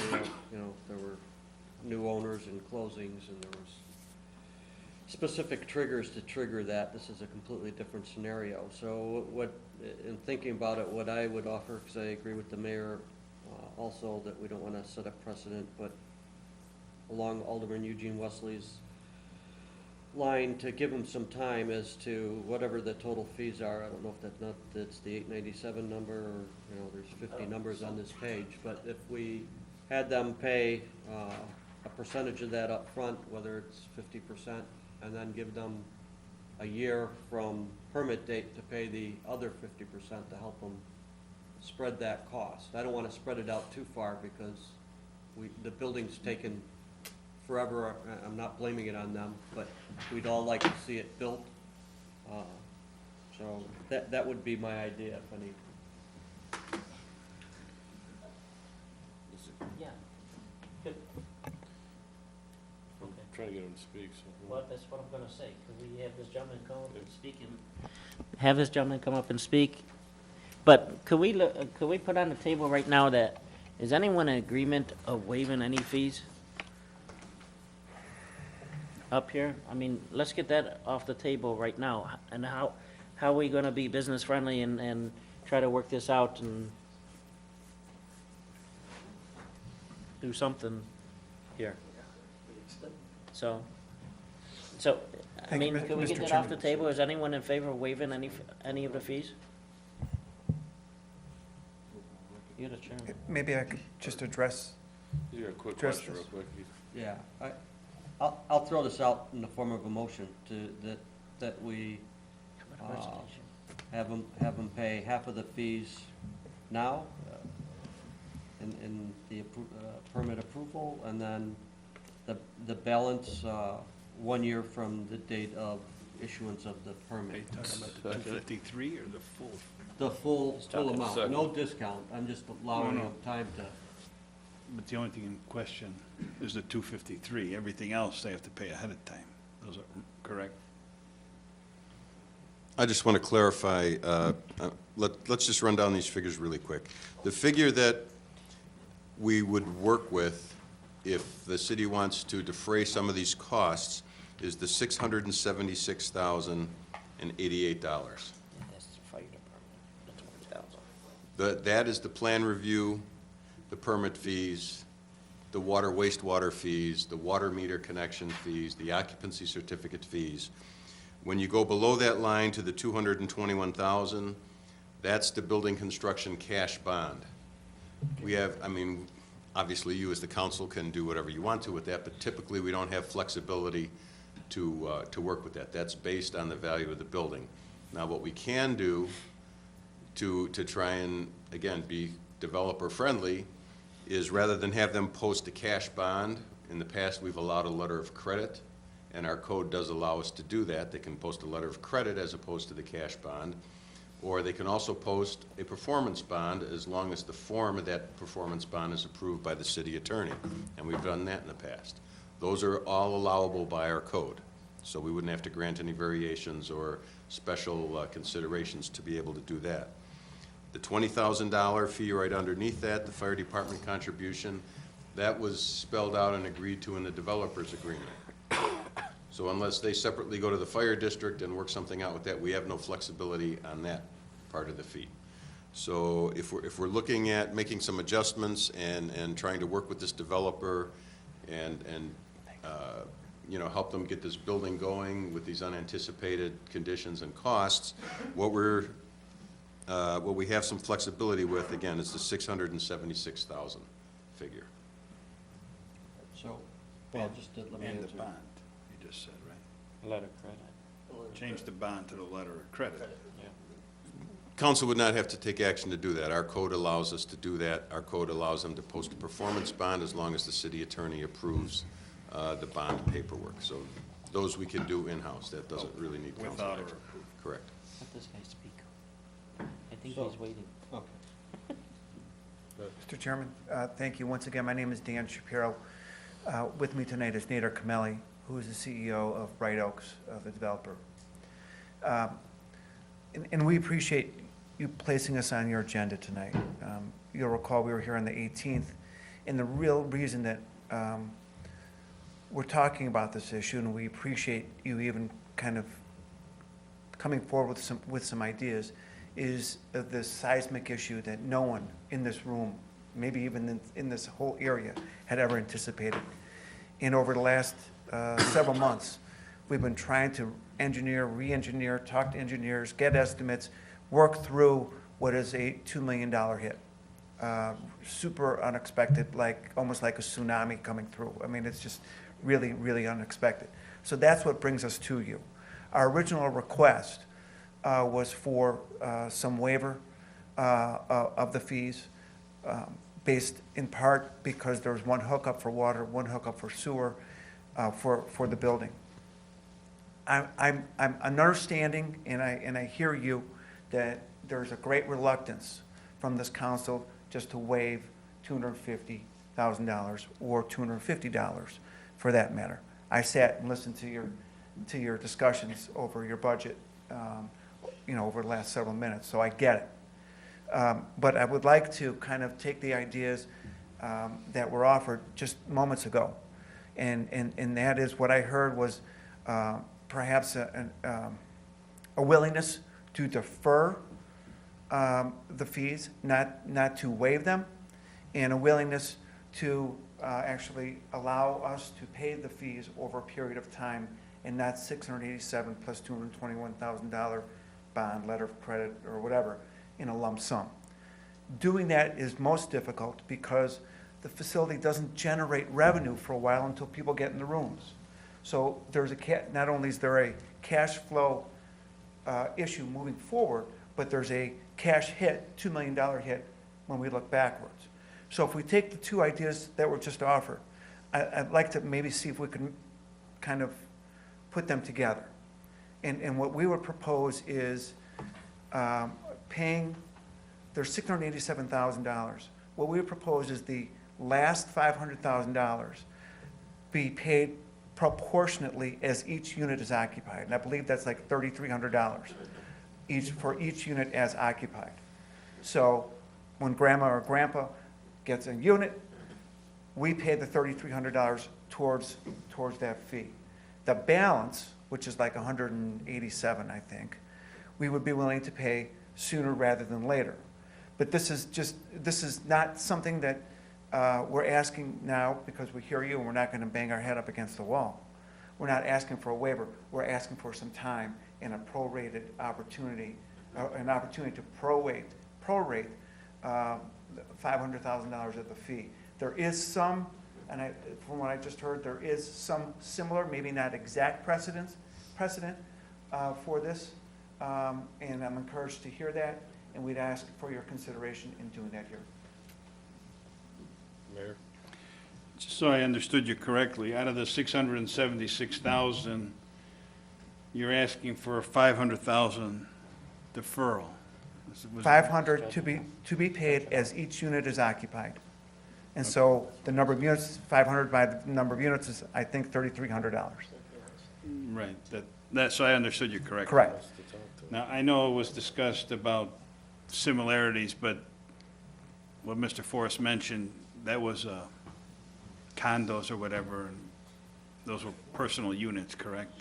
Correct. And this is a business. It's similar, but not really. It's a the residential, same. I'm Right. sorry, Mayor, it's a residential development, and, that's what we're paid to do, find similarities and argue where they're similar, and draw distinctions where we can. I think the fact that they're both multifamily residential developments gives me kind of some faith that it's a reasonable argument to make here. Right, and then as far as the 221,000, staff is possibly looking at a letter of credit. And Alderman Woods made the comment, possibly half. And I wasn't quite sure on the 676 or the total 900. 676. Well, That's like I said, there's a Right, right. dozen numbers on the paper. That's- But to the, let me, to the point, the similarities, the problem is with, you know, the differences with the condos, the guy sells the unit, there's a closing, there's a date, everybody knows when somebody takes ownership, the money's transferred, it's done through a title company. We build a building, there's 10 people in it, I don't know when the 11th person come, I can't walk your building every day, I don't know when the 12th person comes, the 13th. You know, it's way too arbitrary, so I get where you're creating the argument and similarities, but, you know, in that, the title holder of the property remains the same, and the difference is people coming and going in different cubicles or rooms. You know, that's the difference. I have no way to track that. I believe you do, Mr. Altman. I believe as each unit is occupied, a occupancy permit is issued. At least that's my understanding from Mr. Force. So there is a trigger for that payment. As each unit is occupied, a permit is issued through the city. Okay, can I just one Okay. to throw in there? Then, oh, I'm sorry. Right, right, it's his meeting, his meeting. You know, I do whatever. I gave up on you a long time ago. Okay, so I'm gonna go back to the other issue for me, and that's time. I know it's an issue for you too, but, you know, I want a little more pressure to get through it, so even if the people on the other side here could persuade me to go with that, I don't wanna wait for the last room. My suggestion would be to double up the first group of rooms, so what, 160, we'll use a round number, 160 rooms, right? So I would, 163 actually, but just for easy math for everybody following. The first 100 room, take a number of like the first 100 rooms, or first half of that would be what, 80 rooms, the first 80 rooms, you would pay double, and then you're done. I mean, we want to get the fee and move on with the building, and not have to wait, you know, for however long it takes you to occupy 163 units. Why does he go up too? He's the owner.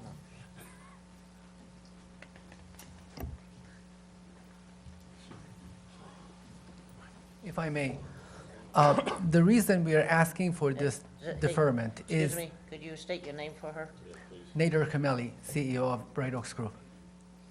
You want to, you got the spelling on that? Nader Kameli. Thank you. Sure. The reason we are asking for this deferment is because we don't have the capital to put in the project, so we are short of money. And the capital doesn't become available until the cash flow starts.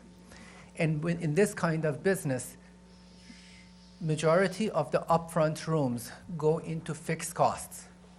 So when the building starts, we are operating at a deficit. We have people in the building, we have salaries in the building to pay, we have expenses that we have to pay, and no income. So when you're asking us to pay from the first 80 rooms, there is no income. We're still paying from capital reserve. The income, actually the profits of the business, start after 70% occupancy. So if you're asking me to pay when the building starts, there's no difference between that and paying it now, because we still don't have the money then, we don't have it now, we won't have it then. So what we are asking you to do is to consider allowing us to build the business to a point where it's profitable, and we will pay from the profitability. I can commit you to pay this from every penny of the profits until it's paid before we take the profits out. That I can commit to you. But I can't put that kind of, if you front load this, doesn't help me. I still have to go to bank. Bank actually will not allow me to start the project because my pro forma is not going to work. And they are going to force me to find another, this $2 million that I'm short before they let me build the building. So I have right now a problem. And let me add another thing. There is no precedence like this in your community. This building is the only building in your community that's being built to the standards of seismic class C. This building is being built like a high-rise downtown. For whatever reason, we were lucky enough to find out that this area is earthquake prone. And that is forcing us to put $2.5 million into a foundation that you don't have under any building in the city or any city nearby.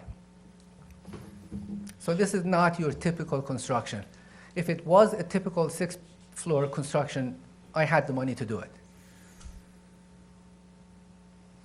I had a question, when this was proposed to us, you guys said people are lining up left and right to fill these places. There's a waiting list to get in these places? So there is waiting lists. Do you have No. a So, pay up front and? these buildings are filled based on need. There are waiting lists today, but people are not going to wait. If there is a need, they're not going to wait. It's sort of saying that you need to have a appendicitis surgery, and you can't wait. That needs to happen today. So by the sooner we get to the market, the faster we're going to address that unmet need. But people are not going to wait. There are other buildings that are being built in nearby communities, and if there is a need, people are going to commute, and they're going to go there. Peter? If we agreed to some of this, when is this going to be built and when is this going to start being occupied? We have done all of our engineering. We have all of our plans to the city ready for building permit. And actually, you see, we have started the foundation. We have done the deep foundations in. There are 700 pillars that have been built underneath my foundation. And as soon as we get the permit, we're going to continue through the winter and do the foundation as weather permits. We're going to, from the start of the construction, putting aside the winter conditions, we will be done in 18 months, if not sooner. And trust me, I'm trying to get this done more than you think.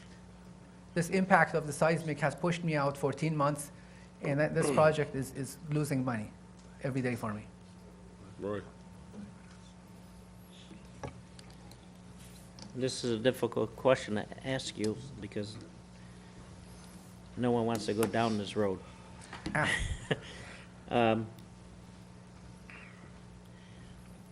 Do you have, say we extend it out, do you have the ability, I'm probably going to get the answer no, to back up if we extend it out for a year or 2 years, do you have the ability to get like a letter of credit? Because we had a company that went BK and then it stops. So then we lost all those permit fees and stuff. Versus how we do a project here, we have it there. So I'm right now You trying to... follow what I'm saying? Yeah, I do. So I currently have 24 million in bank for this project, cash. So this is all in all together, this is going to be a $32 million project with the $2.5 million overage. I'm trying to figure out how do I come up with the last 6 million. Okay, so my question, Where'd the 6 come from? so Go ahead. I guess my question is, are you willing to put another letter of credit if we extend it out for a period of time? So letter of credit, are you talking about in form of a bond? Kind of, yeah. We can I definitely. don't know if, I guess, can we pull from a bond, John? I mean, if No, a they. letter of credit. Yeah, if we have a letter of credit, again, that's really an attorney clarification question, but in our experience, if there's a letter of credit posted Do you for follow- part of the development and it's defaulted on, then we have the authority to. Do you pull the letter. understand what I'm Yes. following to do here, or Yeah, what I'm trying to You're looking for do? a letter of credit, basically, as an insurance policy that at some point Kind in of like that, time. yes. We those can, fees we would be can work recouped. with the city attorney and come up with a performance bond that would meet your requirement. No, letter of credit. That's a difference, right? There is a difference, both of which are a form of security. What the letter of credit does, though, it ties up that money, and then you have to have credit behind the letter of credit. So- The bond doesn't tie up that money, and that's why we're here, because we're $6-8 million trying to work that through. So performance bond acceptable to Pat or I'm sorry, Attorney Dixon, or Attorney Bond is certainly something we're able and willing to do. Yeah, I'm getting a little nervous, because first we're 2 million off, then we're 6 million off, then we're $8 million off. We either have the money to do the project, or we don't. I'm getting awful nervous that No. I'm gonna make the concession, and you guys aren't gonna find the other $8 million and build the building. So, So no. help me to understand all Sure. those numbers. that So you guys when are throwing. we started the project, this was a $30 million project. We had 24 million of it. We had worked with the bank and had a commitment for 6. Then last year. From the bank? From the bank. So we had the total money lined up. Then October of last year, 2013, we were hit with this issue of seismic classification. And we spent about 11 months trying to engineer and re-engineer different solutions to find a way to keep the project within budget and not end up scrapping the entire project and redoing it.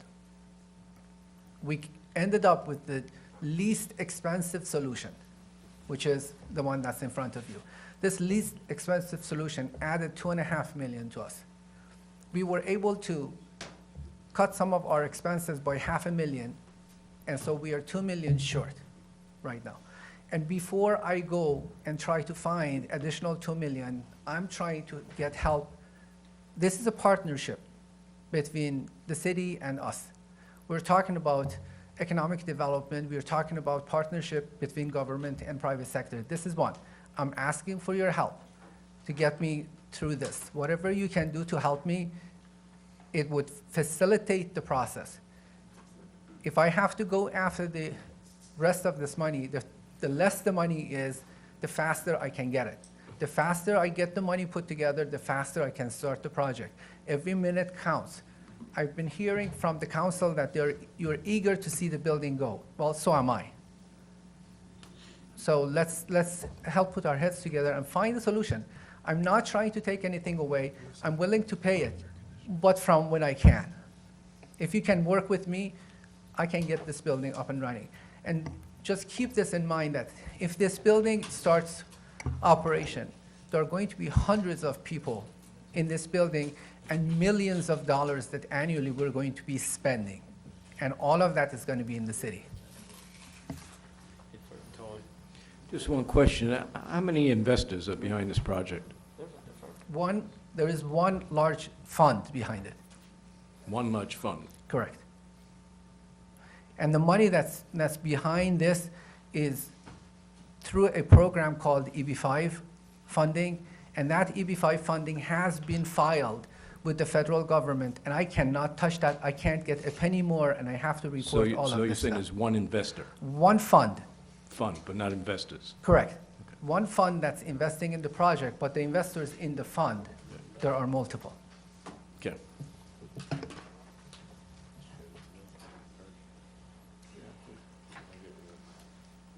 Me? You just said something that, you know, if you allow me to pay when I can, I don't know, maybe that was a bad choice of words, but it kind of makes me nervous when somebody says, I'll pay you when I can. Matt, okay, so when I can, I'm not talking about physically. This is a business, right? I can show you the pro forma. I can show you what this business is supposed to do. Obviously, I think this business is going to make money. That's why I'm putting 30 million into it. I'm not crazy, and I don't have money to burn. So I believe this is going to produce return not only to my investors, but also produce a reasonable profit. So when I can, is from the perspective of business, when the business has paid its debt and it has paid its expenses and it's in profitability mode. Because, you know, we were talking about possibly 250,000, now it's 500,000. I mean, you heard the discussions about the water rates and everything that's going on Absolutely. here. So, you know, Alderman Woods basically said it should be some type of deadline, and I agree, we should have some type of deadline, otherwise we're gonna be asking the residents to subsidize this project for a couple of years on the water. you know how that discussion went. We're not No, gonna start that one again. I totally understand. Some What- type of deadline, I think, is So required. that's reasonable. If you look at the timelines, we're talking about 18 months for construction, and that 18 months will get us to the point of having the license from IDPH and start of operation. Our current pro forma is talking about a 30-month fill rate. So assume 2.5 months before we reach profitability, 2.5 years before we reach profitability. On top of the year and a half to build? Correct. This is normal projection, and these are not by me. I can supply you the market study that has been done by third party and the projections that they have done. Right, and I don't doubt that those numbers are correct. I'm just saying I don't want to wait 3-4 years to collect the money. That's way too long. Yeah, that's a little stiff. Yeah. So I do understand. If we go with the proposal that we had, so in 18 months, the building is going to be up and running. From the first one, as people come in and each unit becomes generating revenue, we start paying. We pay for that unit. So consider it, and we can take on the responsibility of reporting to you, or what we can do is we can take that 2.5-year fill rate and come back and do a calculation per rata, what should be each quarter's outcome. And based on that, we calculate and we commit to it. If we don't, if we go beyond that, that's our problem. I will make good on that. So if we can spread this payment plan into, 2.5 years of each quarter, that's 10 quarters. If we divide it into 10 payments fixed at the end of each quarter, we can do that. So you're not pushing everything out forever, and there is no absolute deadline, but it is quarter by quarter. But you're still going, you're telling me 10 quarters, that's 2.5 years plus the year and a half, because you're starting at Correct. so we're back to the 4 years, which I Towards thought the I end. was fairly clear that was too much time, unless I'm the only one that thinks that way.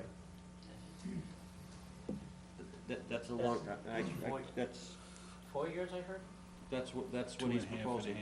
It's 1.5 years construction. So that's 1.5 years of construction. Then after that, we start generating revenue. Mr. Forrest? The way that it had worked on the other project was, again, there's a similarity here between the two buildings in that they are residential occupancies. And also what we do is we issue a separate occupancy certificate for each residential unit as the final inspection is done and approved. That unit then gets occupancy certificate. So we don't issue all the occupancy certificates for all the units at one time, unless, of course, they're all finished at one time. But what we could do is we could track, and as each unit is finished out and the final inspection is done, the final inspection, they could call that in, when there is somebody to occupy that unit. But at the time we issue the occupancy certificate, I would think it'd be reasonable for us to expect them to pay us whatever that dollar amount's gonna be. It appears as though it's about $3,300 per unit if we defray, the amount that they're asking for. So prior to us allowing somebody to actually occupy the unit, they would have to pay us that money. Now, when somebody occupies that unit, they're gonna start paying rent, so they're gonna start generating revenue for that unit, so. Depending on how long it stretches out, if it's 3.5 or 4 years, then, Well, you got the a long time time. issue, but the other issue is that there's no closing. And the other one, a buyer's not gonna take possession unless there's a closing. There is no closing here. It's not like they're selling the unit, they're leasing or renting the space. So I have no way other than them calling and saying, hey, Mr. Building Department, come and inspect this unit. I have somebody moving into it, so 3 people move in, and for whatever reason, and there's many reasons, they leave, and 3 more people move into the same occupied units. Now a year goes by. Only 3 units were occupied. Again, I'm gonna renew that I don't wanna wait 4 years to get the money. That's too long. Mayor? Yeah, regarding the EB funding also, if I'm not mistaken, once the investor puts the money forward, they're basically guaranteeing for 5 years that they're creating so many jobs for for 5 years. And here we're talking about giving you 4 years to pay. It's awfully close to the 5 years because again, if they're not occupied or whatever, So there the is, investor could be gone so, and we're so stuck. there is an incentive. No, investor cannot be gone. For the Investor first is fi- in the For the project. first 5 years. Investors have to show the job for 5 years, otherwise they get kicked out of the Right. program. Their investment doesn't go out. So there is a huge incentive for them to see this through. They can't get out of their financial commitment. They will just get kicked out of the country. Out of the country. So we are very much incentivized to make this thing happen faster.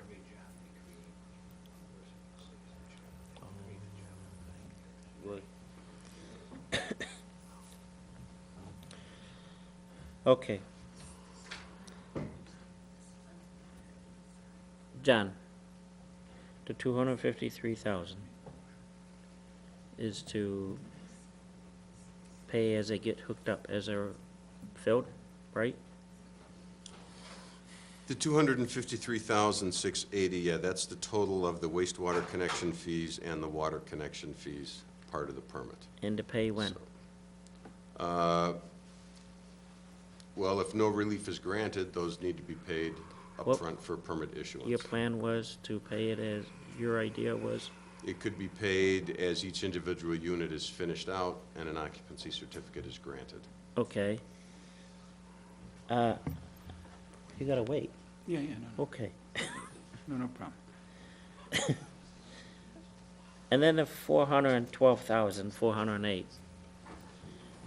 I would go, the 253, I would see paying, that was what you're saying. And then the 412, 408, stretch it out. 5 years is long. 3 years, stretch that out. So you're talking about And then deferring and after the- phasing the entire fee? Not necessarily, because he's gonna be occupying some things as it's going along here. And it's going along, you still got the 412 to pay, correct? You follow what I'm saying on that? And after once, we're gonna set a date. If you don't have them filled, I'm sorry, you gotta pay the full amount. If you have it filled or not. That's how I'm looking at it. Did you? Is that feasible? I guess anything's feasible, but I guess Brad has to put the numbers together there.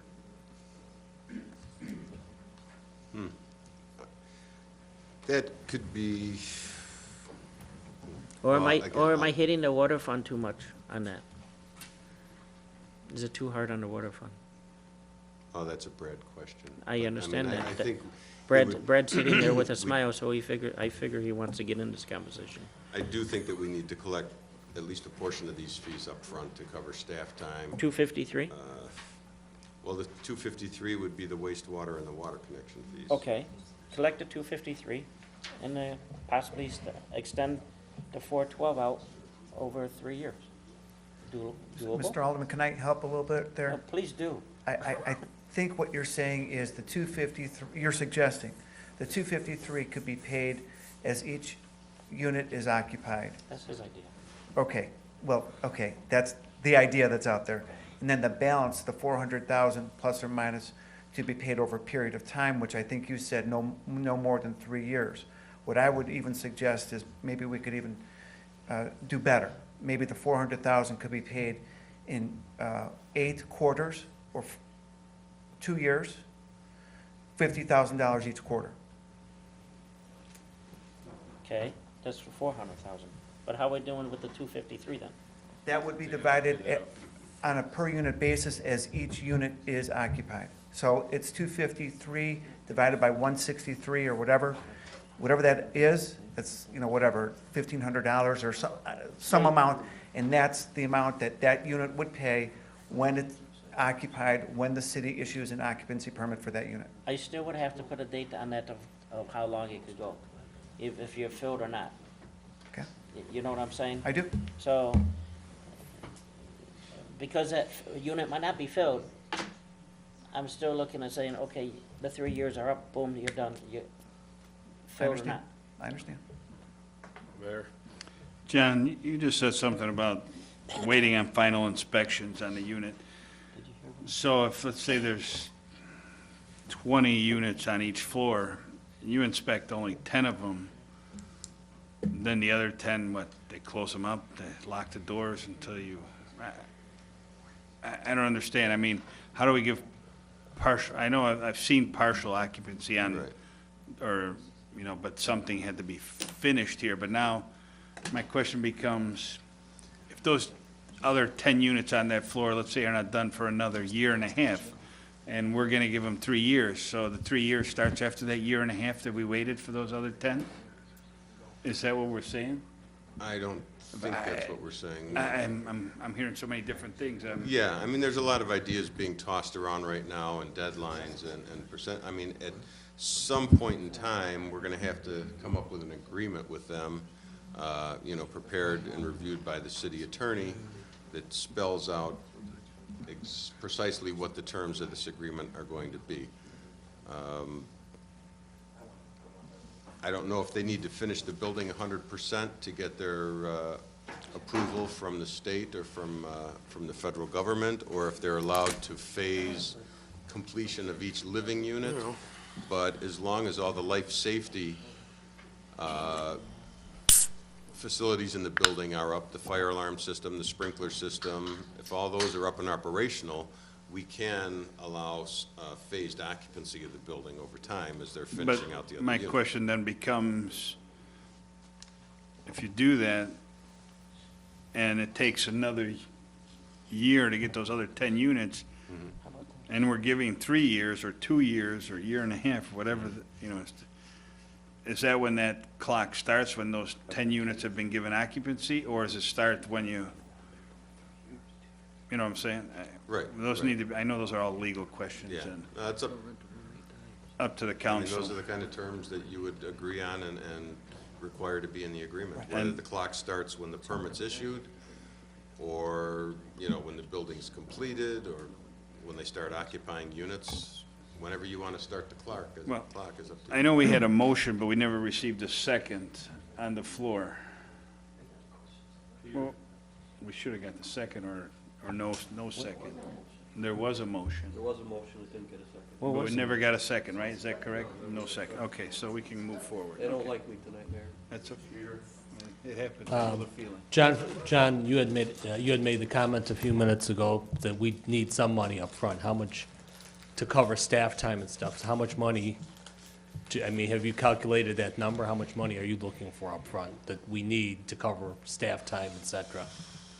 Have you come up with that yet, or? Well, one figure that has been kept out of these two totals here on the side, the 253 and the 412, you see at the top of the column is a plan review escrow of $10,000.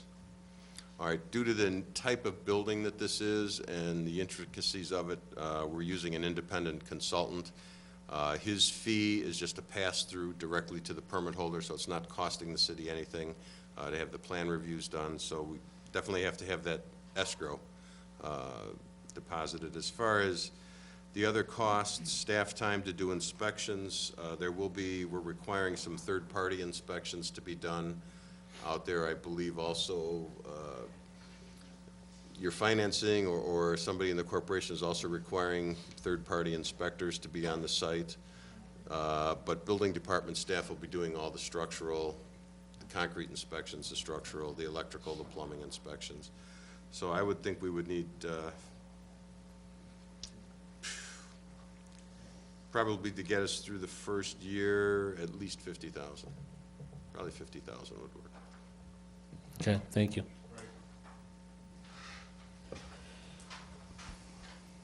You know, guys, I'm kind of looking at this like it's a loan from us. So my question would be if it's in fact a loan, because if it's going to take 4.5 years to pay us back, this might be a legal question, John, I don't know, but I'm thinking that there should be some kind of interest on this money. Because what $412,000 is worth today, when it's sitting in our bank collecting interest, is not going to be what it's going to be worth 4.5 years from now. So if I was to agree for this 4.5 years, I would want to make sure that this money is worth the same as it is today.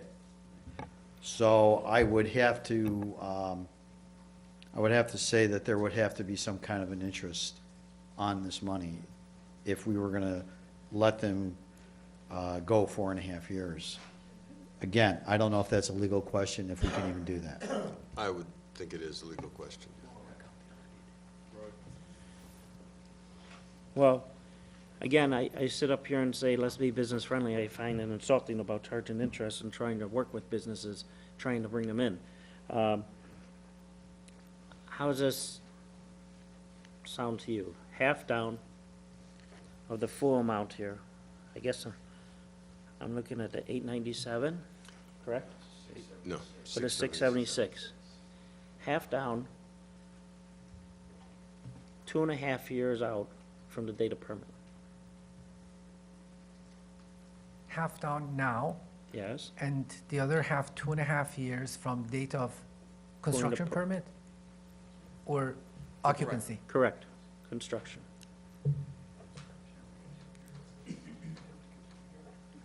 That really only gives us 1 year of operation. That's correct.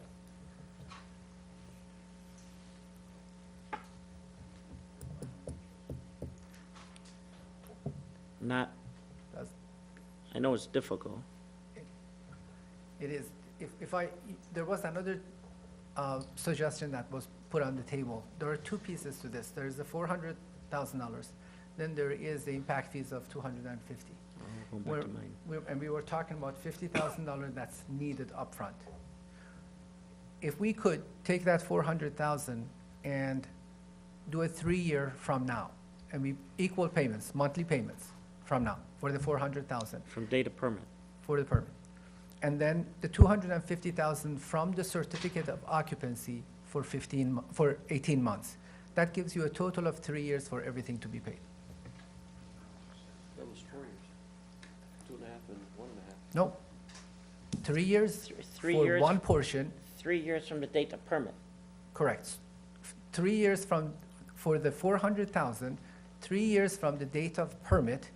For the 250,000, 18 months from the date of certificate of occupancy. So certificate of occupancy is supposed to come after 18 months. So both of them finish in 3 years. One of them starts from the beginning, the other one halfway in between. So we are backloading the payment. You follow me? Yeah, I just followed you. So Yes. 400, 3 years, 250, what, basically, and up front you're giving us 0. No, no, no. Well, that's what you just said. So, no, I said the 50,000 for upfront, it comes in. 50, yeah, 50,000 out The of it. 50,000 and then the 400 in equal payments every month from the beginning. So we will divide it for 3 years, 36 months, divide it by 36, and every month that would be equal payment. Then the other 250 divided by 18, it starts at the certificate of occupancy. So it gives us 18 months of operation to pay for it. So all we are doing is we are backloading this instead of front-loading it. Where's my deadline of, if you don't fill the rooms? It's 3 years.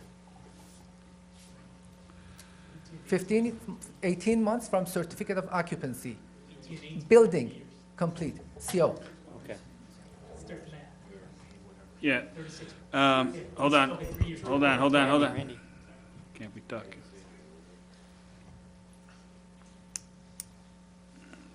Number one, we were asked about, about guaranteeing that money.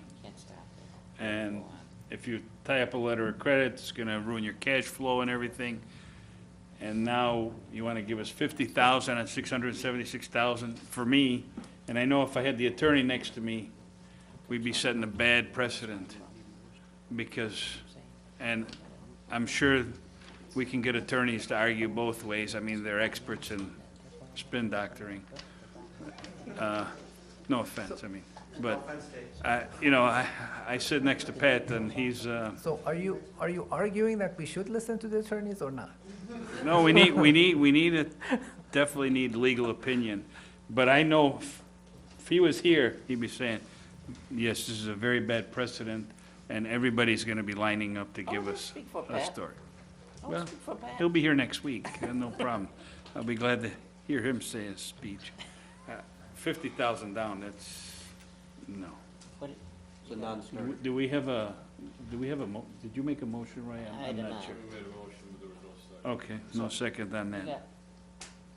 You got something else to add? What was the motion that was just said? No, there We was don't no, got there was nothing yet. nothing, there's no motion. We're still negotiating with you. Since a lot of this is attorney questions, I keep hearing we have to ask the attorney this, attorney that. Could we discuss it with the attorney next week? And Well, we gotta come up with something. I mean, If there's some sort of an agreement that we can arrive at, I'm sure you would, I would presume you would approve it, subject to attorney approval, so that Pat would look at it anyway. I mean, our attorney's bill is Right. gonna be 3 times as much as we spend with these guys here, because Pat's gonna be here for 3 hours after, because we're still figuring out the plan. So let's figure something out, and then we throw it to Pat. Let him straighten it all out. Well, we need a motion and a second first. Well, Jeff wants to We've talk. had 2 motions and no seconds. I just feel left out. I haven't said anything. Maybe, you know, we have these numbers here. There's a lot of numbers to chew on, kind of like what Alderman Jacob said. I know we want to get the solution tonight. Maybe we can chew on these numbers and then have a better understanding of the numbers by next Thursday by chewing on them for the week, and then also formulate our legal questions and come a little more prepared. It's 11 o'clock at night. I'm sure we're all tired, start rushing into a decision per attorney approval. Maybe we should chew on these numbers a little bit and make the final decision next Thursday. Just We're gonna come up with something. To help you out. Well, we could have discussion Something. next week, same thing. Okay, so we're gonna, I guess, we don't need nothing then. We just need We direction. just gotta wait for Mr. Bond that's in California. Can we, He's the chairman. I know he did. Okay. So, obviously, there's so many numbers being thrown out here now. I am totally lost, I'll tell you that right now. So, what I'm going to ask for you guys to come up what you came up with 3 months, 4,000 in there and there. I would like you to sit down with our building department and come up what you think. Why don't, Okay? And then, It's what we think. and then what we think, and then we'll come up with our numbers. we'll meet in the middle somewhere, I guess. But I mean, because you're throwing 3 months, we're throwing this, I'll tell you one thing, if there was a vote tonight, I would say, I'm confused, I'm not voting. You know, I put on the table what I was looking for, then I listened to you. You're telling me 4 years is too long. So I'm cutting it back, I'm giving you something that's 3 years and it works for me. Because, you know, as you're cutting this closer, then it gets to a point of no value to me because I still have to come up with that money upfront. So it doesn't do any.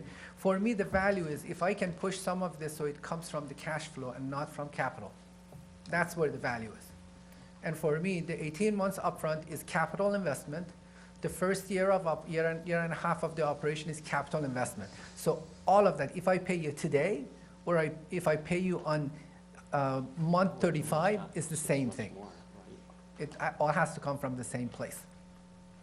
And I'm more than happy to sit down with anyone that you like and show you what the numbers would do, the pro forma, what it looks like. Why don't you come up with 2 plans? Okay? I'd Give like me to some see. criterias. What would you like to see in those plans? So at least I know what I'm working with. Well, of course, we want the shortest time possible, on our end. What's feasible for you too, in the shortest time. Are you okay with 3 years? of Total, by the end of three-year from completion building date or permit, permit fee? by the end of 3 year, everything is paid.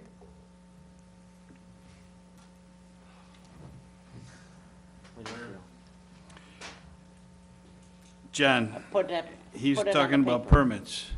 Are the permits ready to go right now? So if this were resolved, the permits could be issued next week? Or are we talking we're gonna give permits another 6 months from now because he's only getting the foundation permits, then he's gonna get the other permits? I'm just not clear Right. when that timeline starts. Right now, what they're working on is the site work permit, which has been paid for, Right. and that's a legal permit. Right, right. They've not poured any concrete yet or anything like that. They're not allowed to do that until we issue the footing and foundation permit.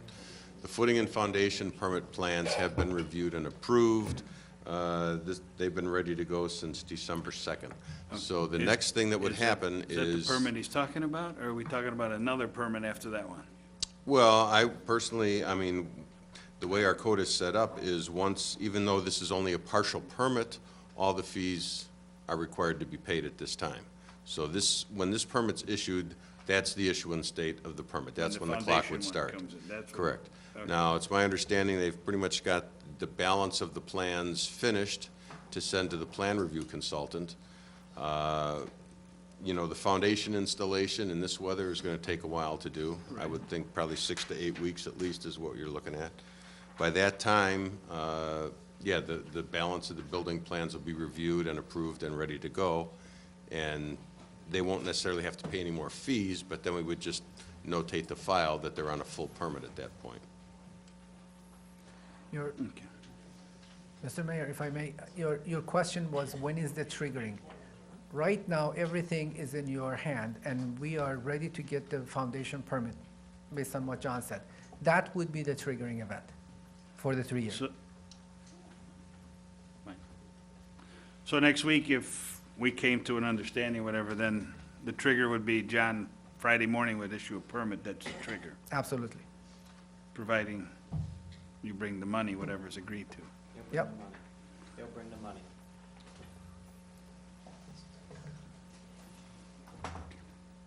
So we got, Okay.